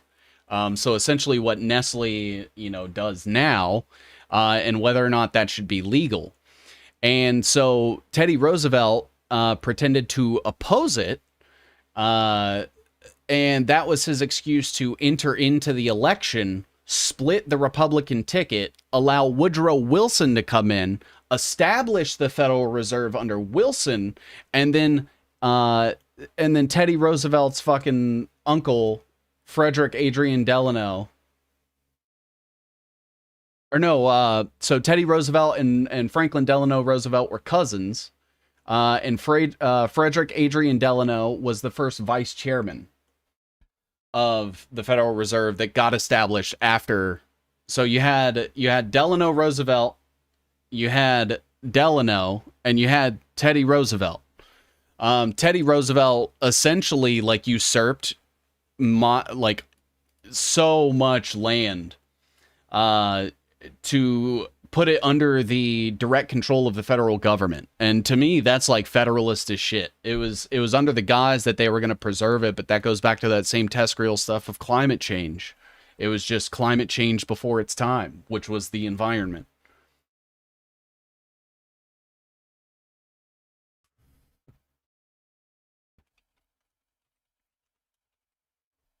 So he was the vice chairman of the Federal Reserve. Back to Vannevar. So was functioning before the agency was officially established by the order of the Council of National Defense.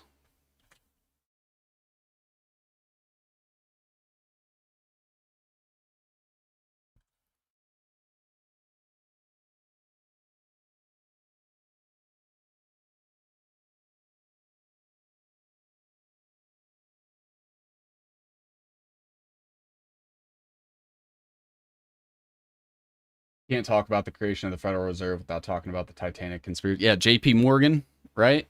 Him again.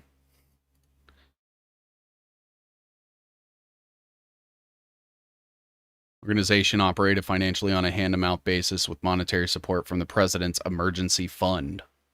Bush appointed 4 leading scientists to the NDRC: Carl Taylor Compton, James B. Conant, Frank B. Jewett, president of the National Academy of Sciences and chairman of the board of directors of Bell Laboratories, and Richard C. Tolman.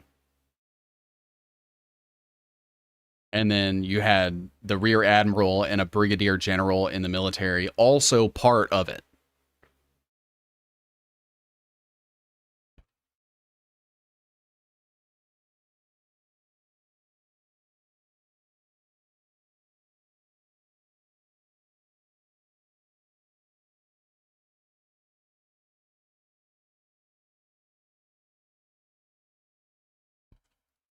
So James B. Conant.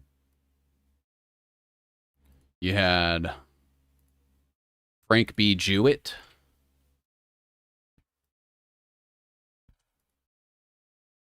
It's just funny sometimes. Richard C. Tolman, professor at Caltech.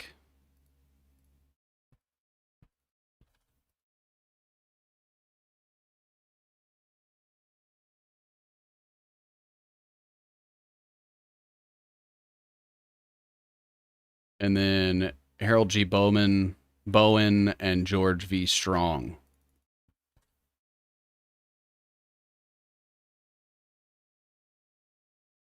And then they are all connected to stuff.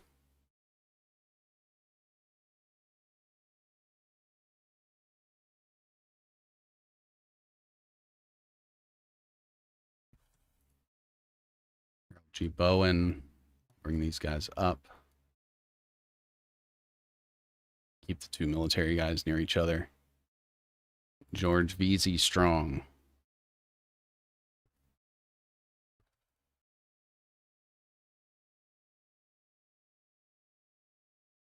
I wonder if he's related to that other Strong. Who was it? There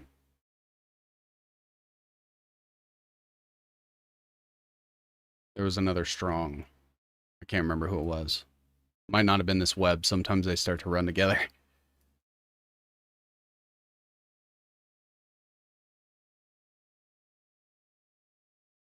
Rear Admiral like old Dick. Sorry I'm late. Had to wake up some Del Bigtree listeners. Good. Good. Show them my post. Go search my Twitter profile for Del Bigtree and show him all the financial connections he has.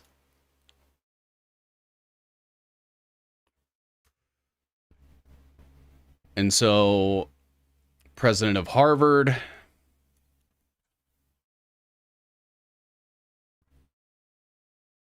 And that was Conant.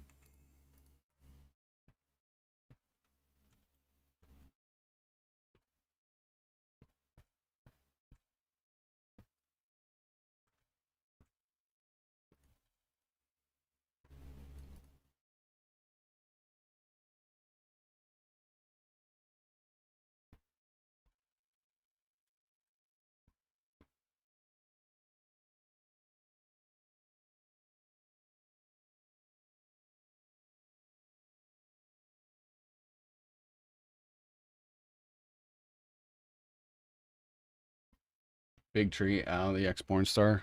I don't know about any of that. I didn't look at his porn stuff, if that's something. No, I looked at his institutional investments. So the National Academy of Sciences, which we already have.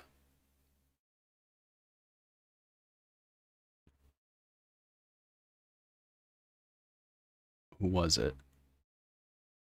National Academy of Sciences.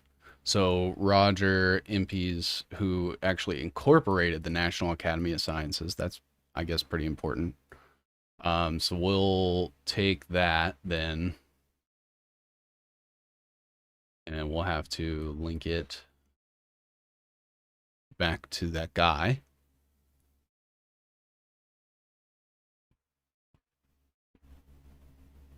Frank B. Jewett, I think it was.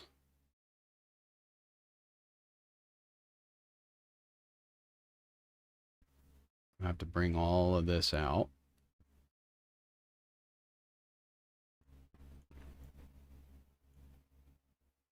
Right? Yeah, Frank B. Jewett. And then he was also the director of Bell Labs.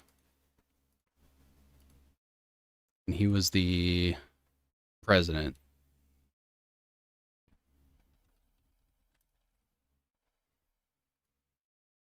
Global warming experts' opinions versus scientific forecasts. They throw so much at us now, Colin, all planned in the 50th.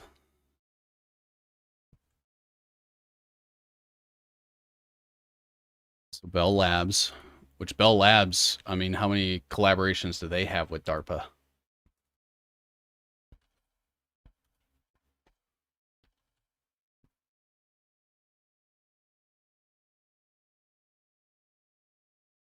And he was the chairman of the board.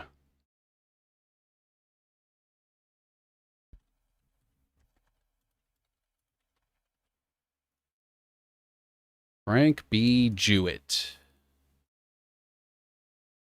Dean of the Graduate School, Caltech.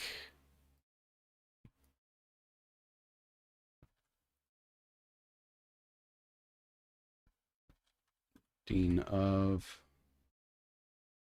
Science is a religion. Yeah, you are correct. Okay. Compton's deputy, Alfred Loomis.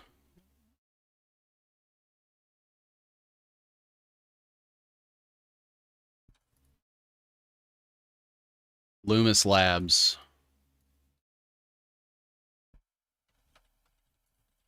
Deputy 2.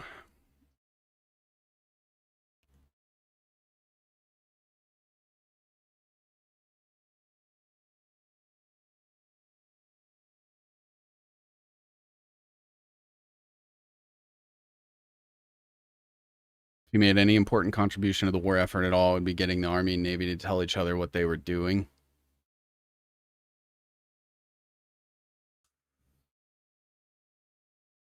He established a cordial relationship with Secretary of War Harry L. Stimson and Stimson's assistant, who found Bush impatient and vain, but said he was one of the most important able men I ever knew.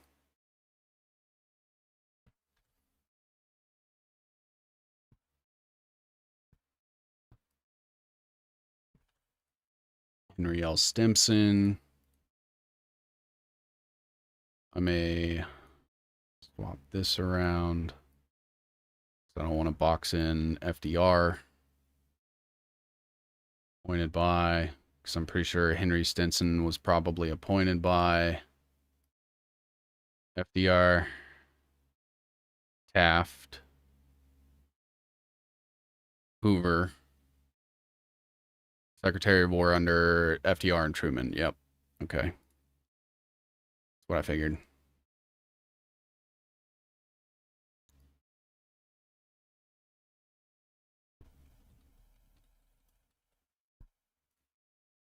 Appointed by.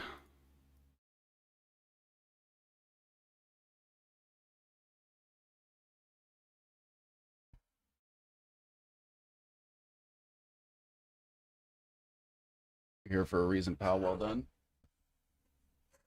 Who, me?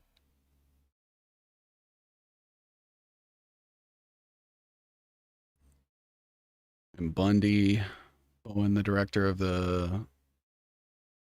Wait, Bowen. Harold G. Bowen was the director of the Naval Research Laboratory.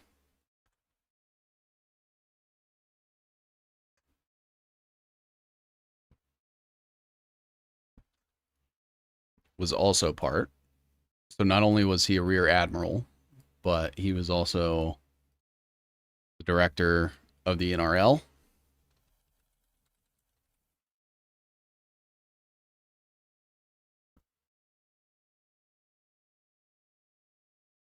A series of bureaucratic battles ended with the NRL placed under the Bureau of Ships and Secretary of Navy Frank Knox placing an unsatisfactory fitness report in Bowen's personal file.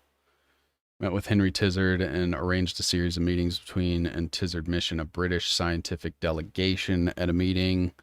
Loomis and Compton's microwave research. They had experimental 10-centimeter wavelength shortwave radar, but admitted that it did not have enough power and that they were at a dead end. Taffy Bowen and John Cockcroft then produced a cavity magnetron, a device more advanced than anything the Americans had seen, with a power output of around 10 kilowatts at 10 centimeters, enough to spot the periscope of a surface submarine at night from an aircraft.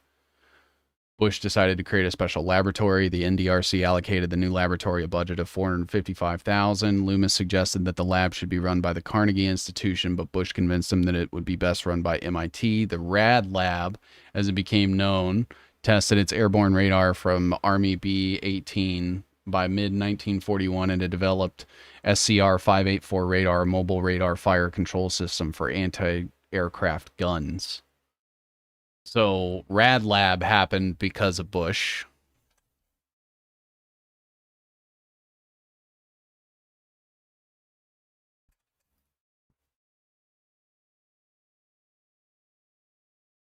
and is run by MIT, or resides at, I guess. Part of. Not quite sure. Uh, uh, um, um,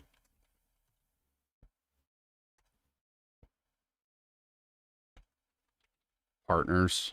I don't know. They worked together, but they didn't like each other.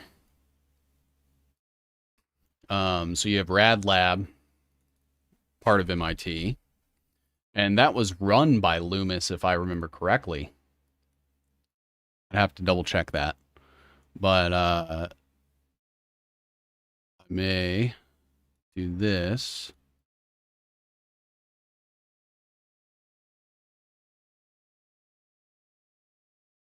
MIT Rad Lab, MIT Lincoln Lab, a millionaire physicist who had his own private lab, organized the microwave committee to consider these devices. Winston Churchill organized what became the Tizard mission.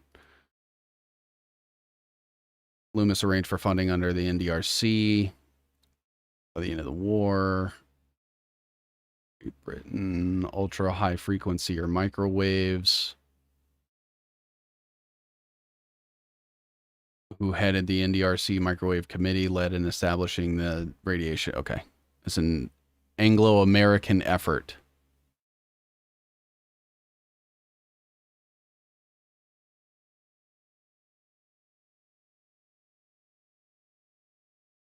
Okay.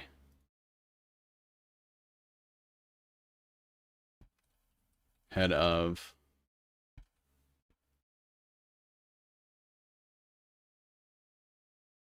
we still have to get the other people that were part of the American Research and Development Corporation also. Anyway, Charlie's Sausage Fingers? What? Bush, Vlad the Impaler lineage? Let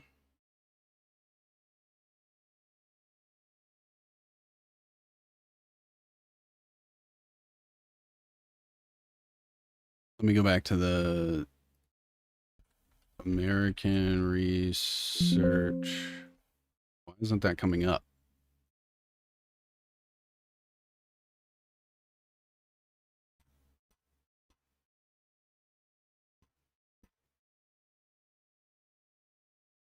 American Research and Development Corporation. Founded by Georges Doriot, Ralph Flanders, and Merrill Griswold and Carl Compton. So let me get Georges Doriot on here.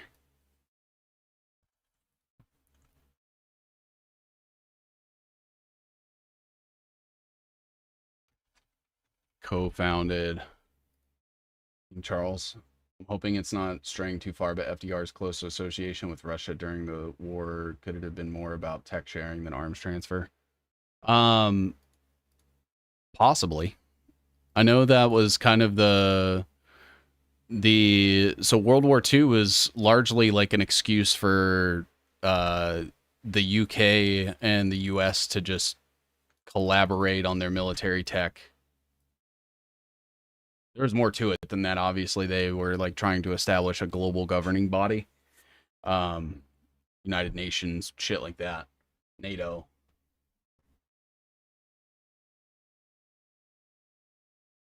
He's mapping the grifters 7C style.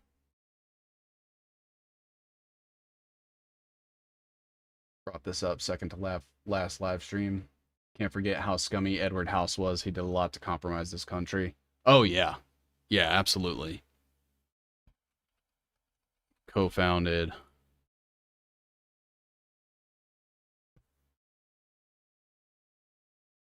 Yes, one executive committee. And these guys have their own connections to stuff as well. I'll kind of get into some of that. I may pull Ralph Flanders over here, just because I know what's coming. So let's look at some of them, because so you had Georges Doriot, who also was part of MIT and part of the U.S. Army's Military Planning Division.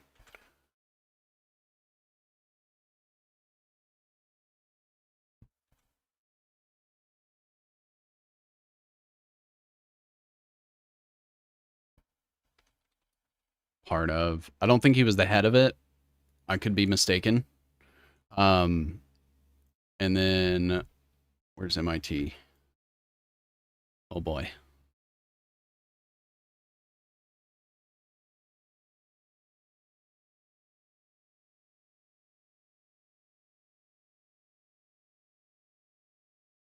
That works.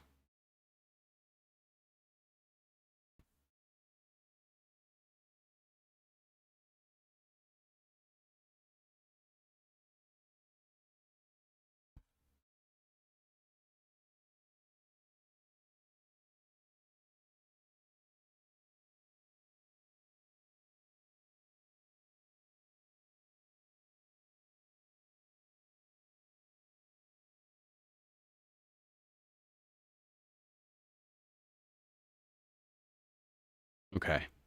All right. Sorry about that. So Ralph Flanders.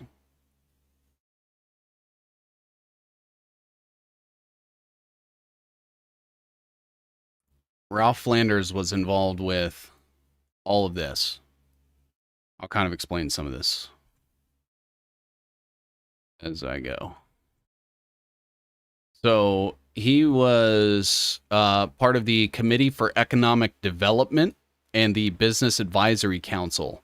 Both of those sort of work together to convince Congress to essentially let the IMF and the World Bank run our economy. That, for long story short.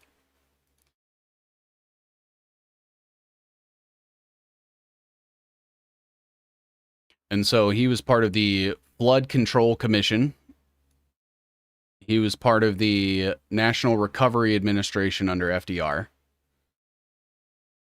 And he was appointed by FDR.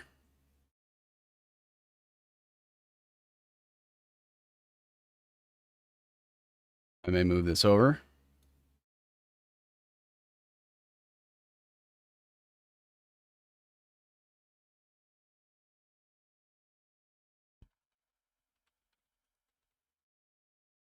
Appointed by. I'll bring them out a little. Oh, it's getting messy.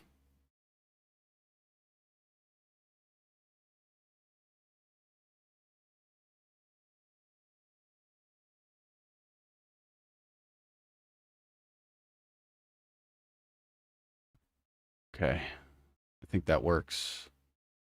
Maybe I'll do that. Okay. Past tense. Stream gonna stop. We may go like another 30 minutes or so. It's gonna hard cut off at 4 p.m. on Twitter. So if you're watching on Twitter, for some reason they require you to schedule an end time for your stream. But I can go over probably a few minutes.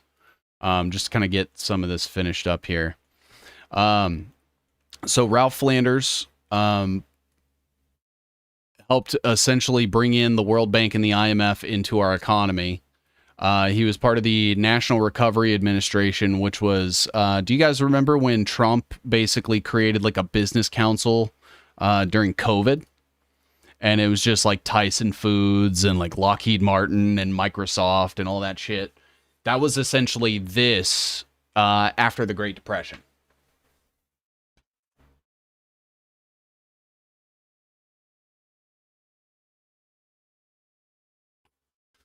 Rothschilds claim they were running both sides. Yes. Yeah. The Rothschilds with the institutional banking and stuff.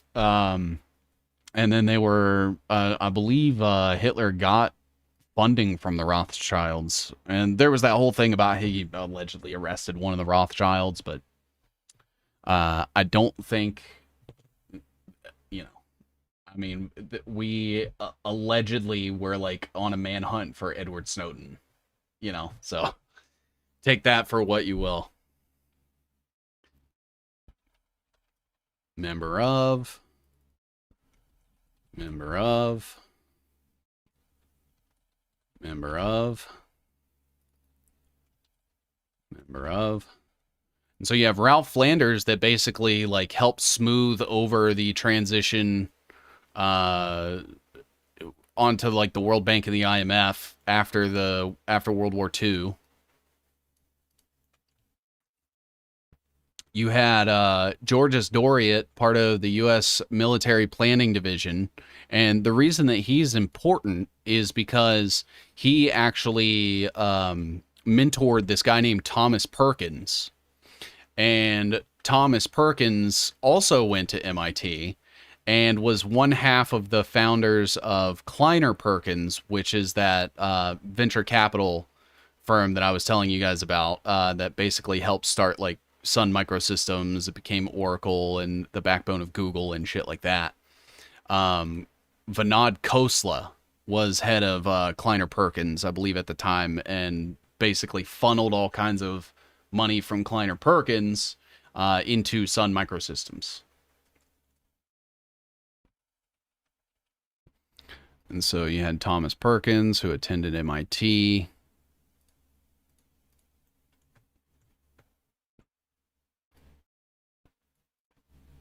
Georges Doriot was his mentor at MIT.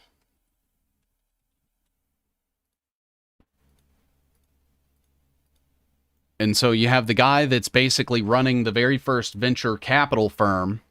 He helped co-found it, ended up mentoring a guy that created a venture capital firm that still operates today and funds things like Twitter and Google and Uber and Airbnb, all that shit. Like when you see Kleiner Perkins, you should just assume Department of Defense funding.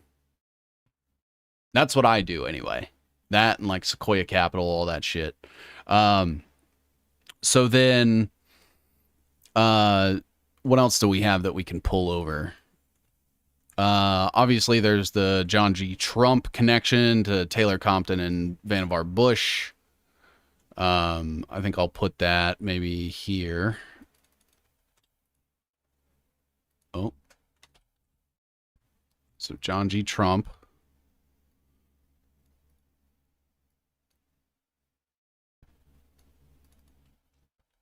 Mentored by Vannevar Bush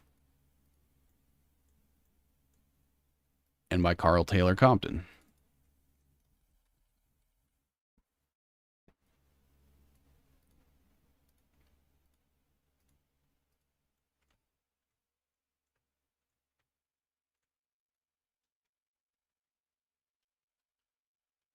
Nikola Tesla.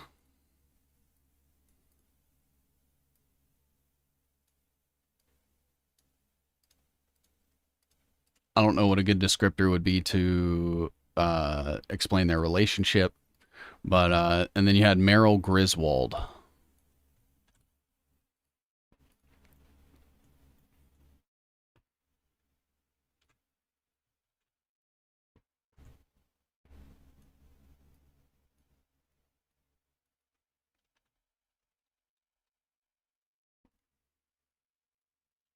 And then, you know, it is important to remember Georges Doriot was MIT. Thomas Perkins was MIT. Vannevar Bush was MIT. Carl Taylor Compton was MIT. Alfred P. Sloan was MIT. Like, you have all these people that attended MIT that essentially just work on behalf of the military industrial complex.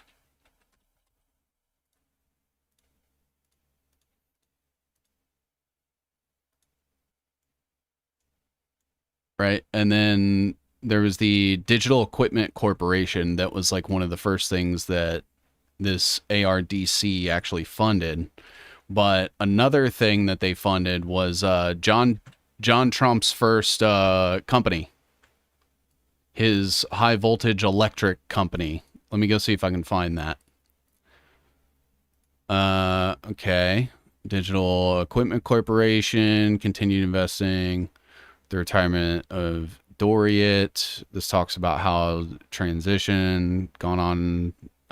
Several prominent capital firms, Greylock Partners, Morgan Holland Ventures, Flagship Ventures. Um, so it doesn't have it on here, but maybe I can find it. American Research and Development Corporation, John G. Trump.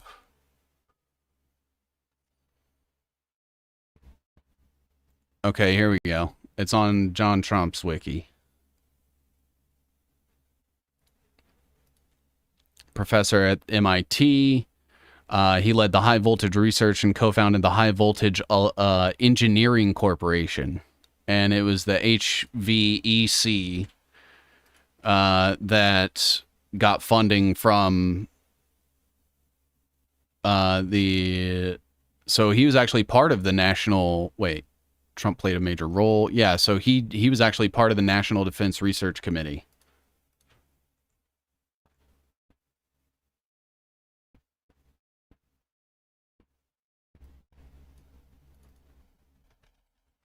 Member of.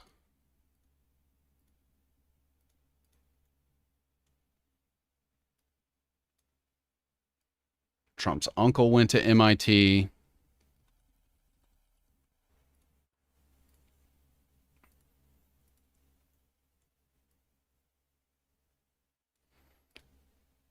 And so hopefully it'll tell us, because I'm like 99% sure I remember reading it.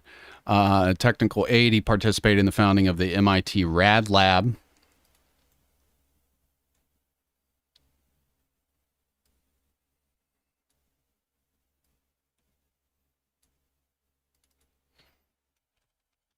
Co-founded the Rad Lab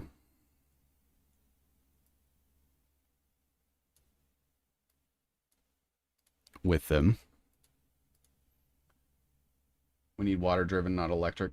Why are you screaming about it? It's not the. Wait, what? Perkins built diesel engines 100 years ago, still used on fishing boats. Diana event, tunnel under Paris, the Fountain of Diana, the Huntress.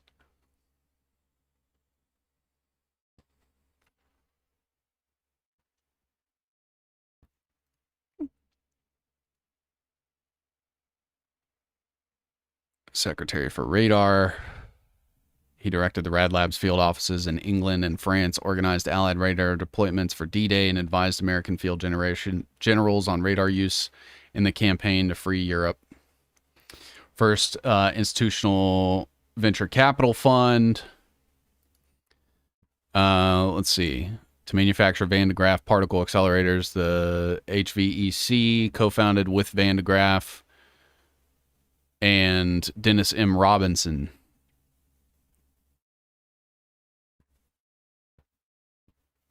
And so this is where you get Van de Graaff's involvement. And look where he went. He spent most of his career at MIT.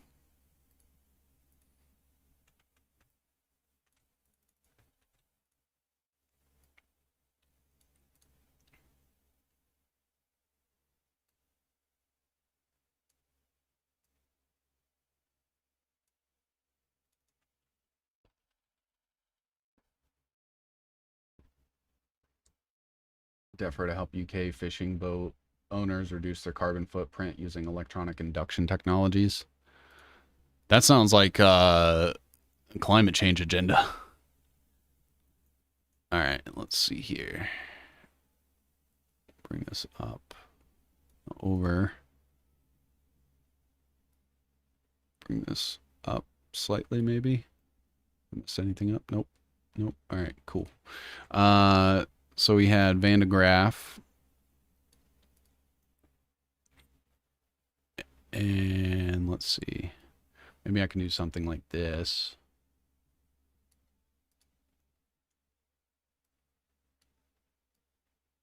No, it's better the other way. And then I'll do.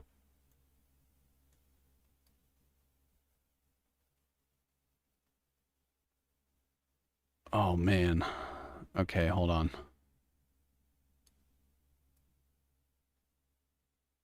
Maybe I'll bring this here.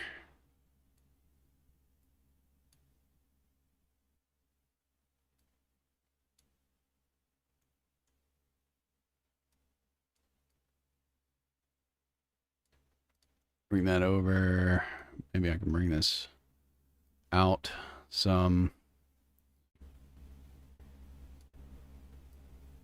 Pull Tesla up.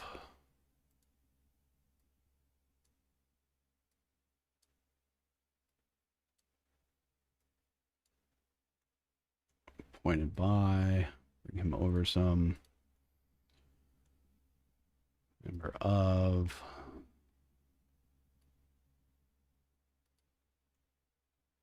Okay. All right. This down. Leave that like that. Okay. All right. All right. So, MIT, the Van de Graaff generators.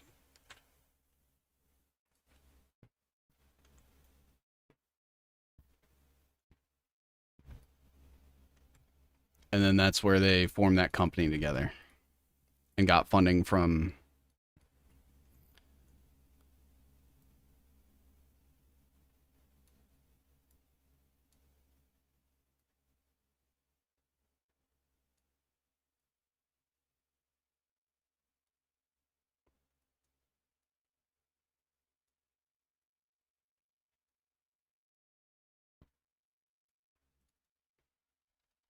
Invented, quote unquote. And then that is where the high voltage electric company comes in.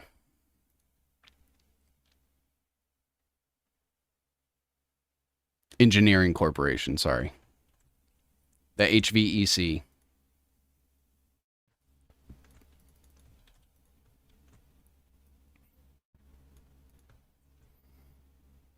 And I may bring this over here.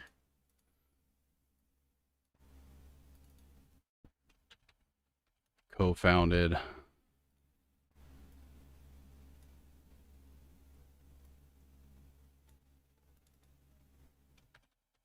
Co-founded.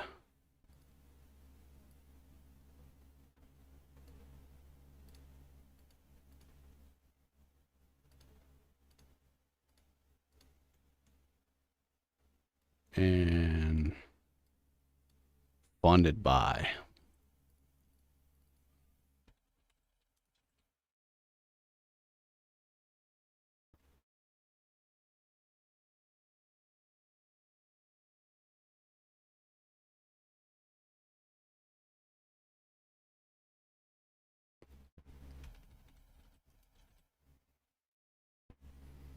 And so you kind of get like the cyclical nature of all of it, right?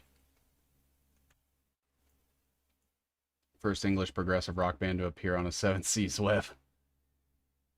They made you Pilo Electric. Easy to maintain. There's one down in the Cornwall. Nikola Tesla patent pending 1901 warp wireless ambient radio power. And that's the free electricity that we never got.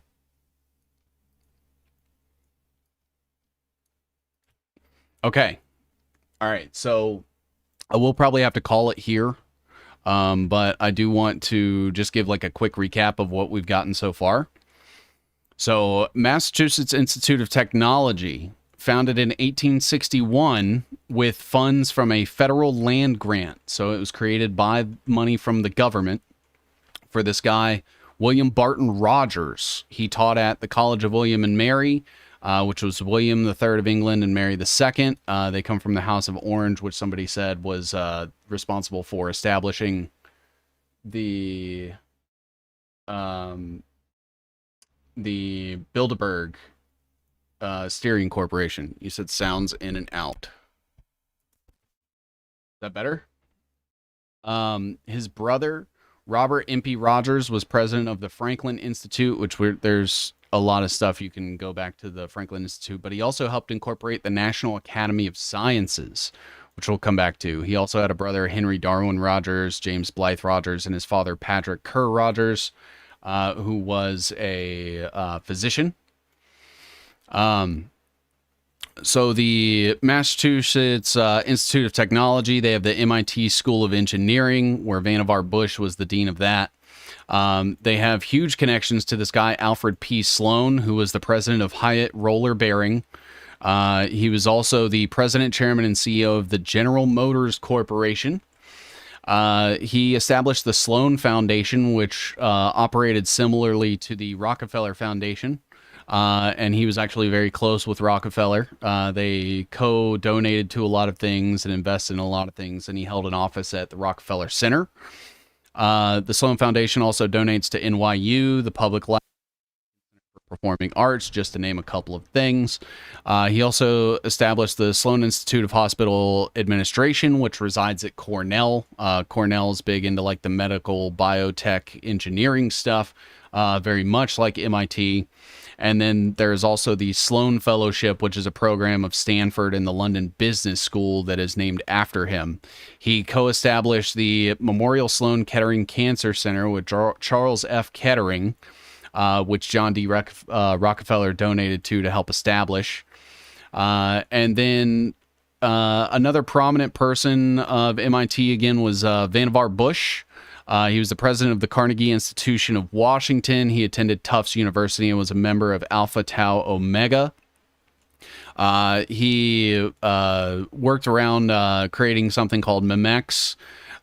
He was influential in the creation of analog computers. He co-founded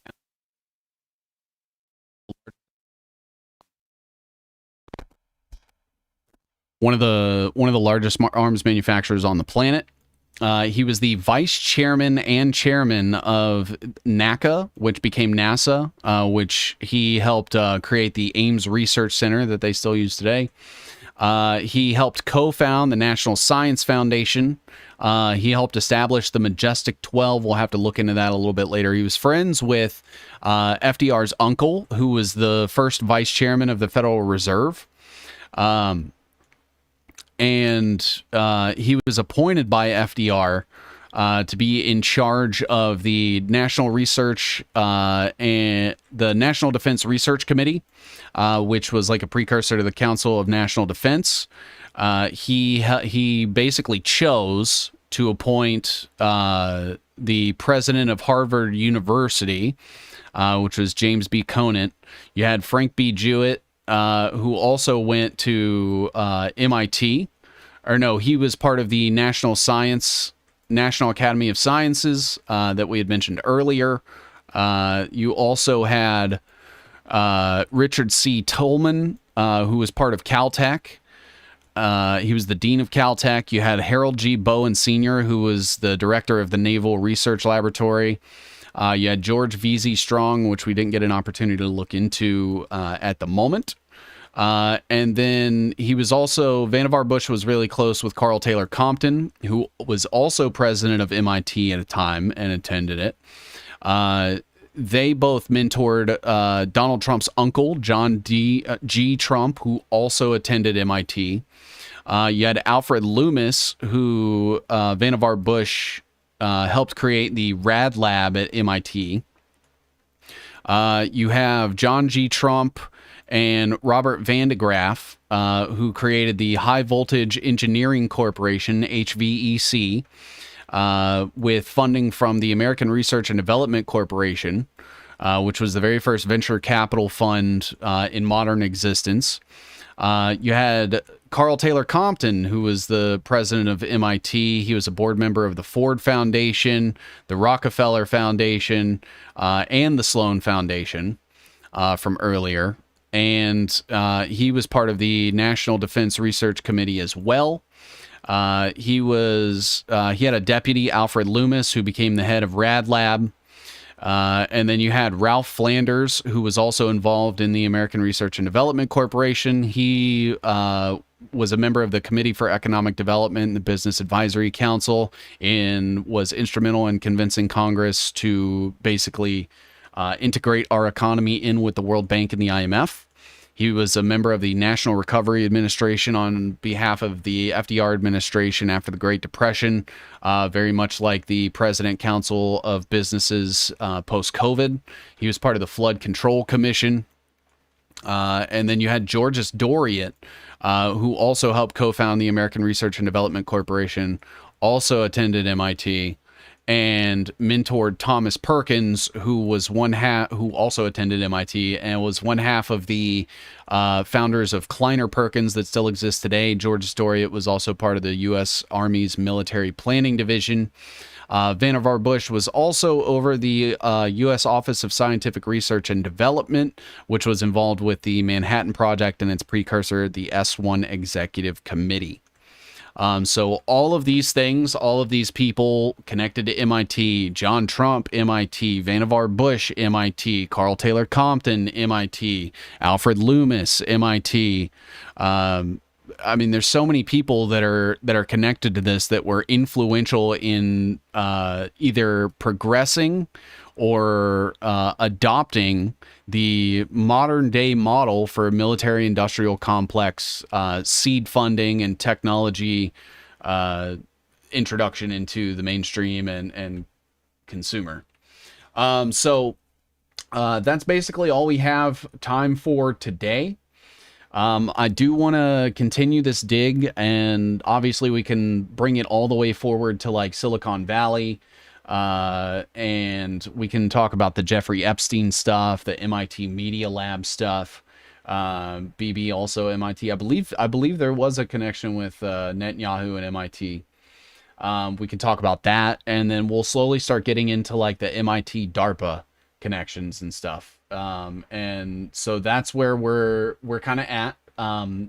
MIT from its inception, funded by the government, back in the 1940s, was working with the government, very, very closely. Not just, they shared work.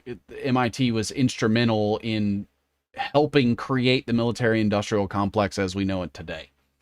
So when I see people like Thomas Massie coming from MIT, that is a red flag to me, especially because he had that haptic feedback company that he sold for millions of dollars to a Chinese company that was allowing people to go into a virtual space and feel objects physically with haptic feedback, which to me just helps propagate people's assimilation into like a virtual matrix.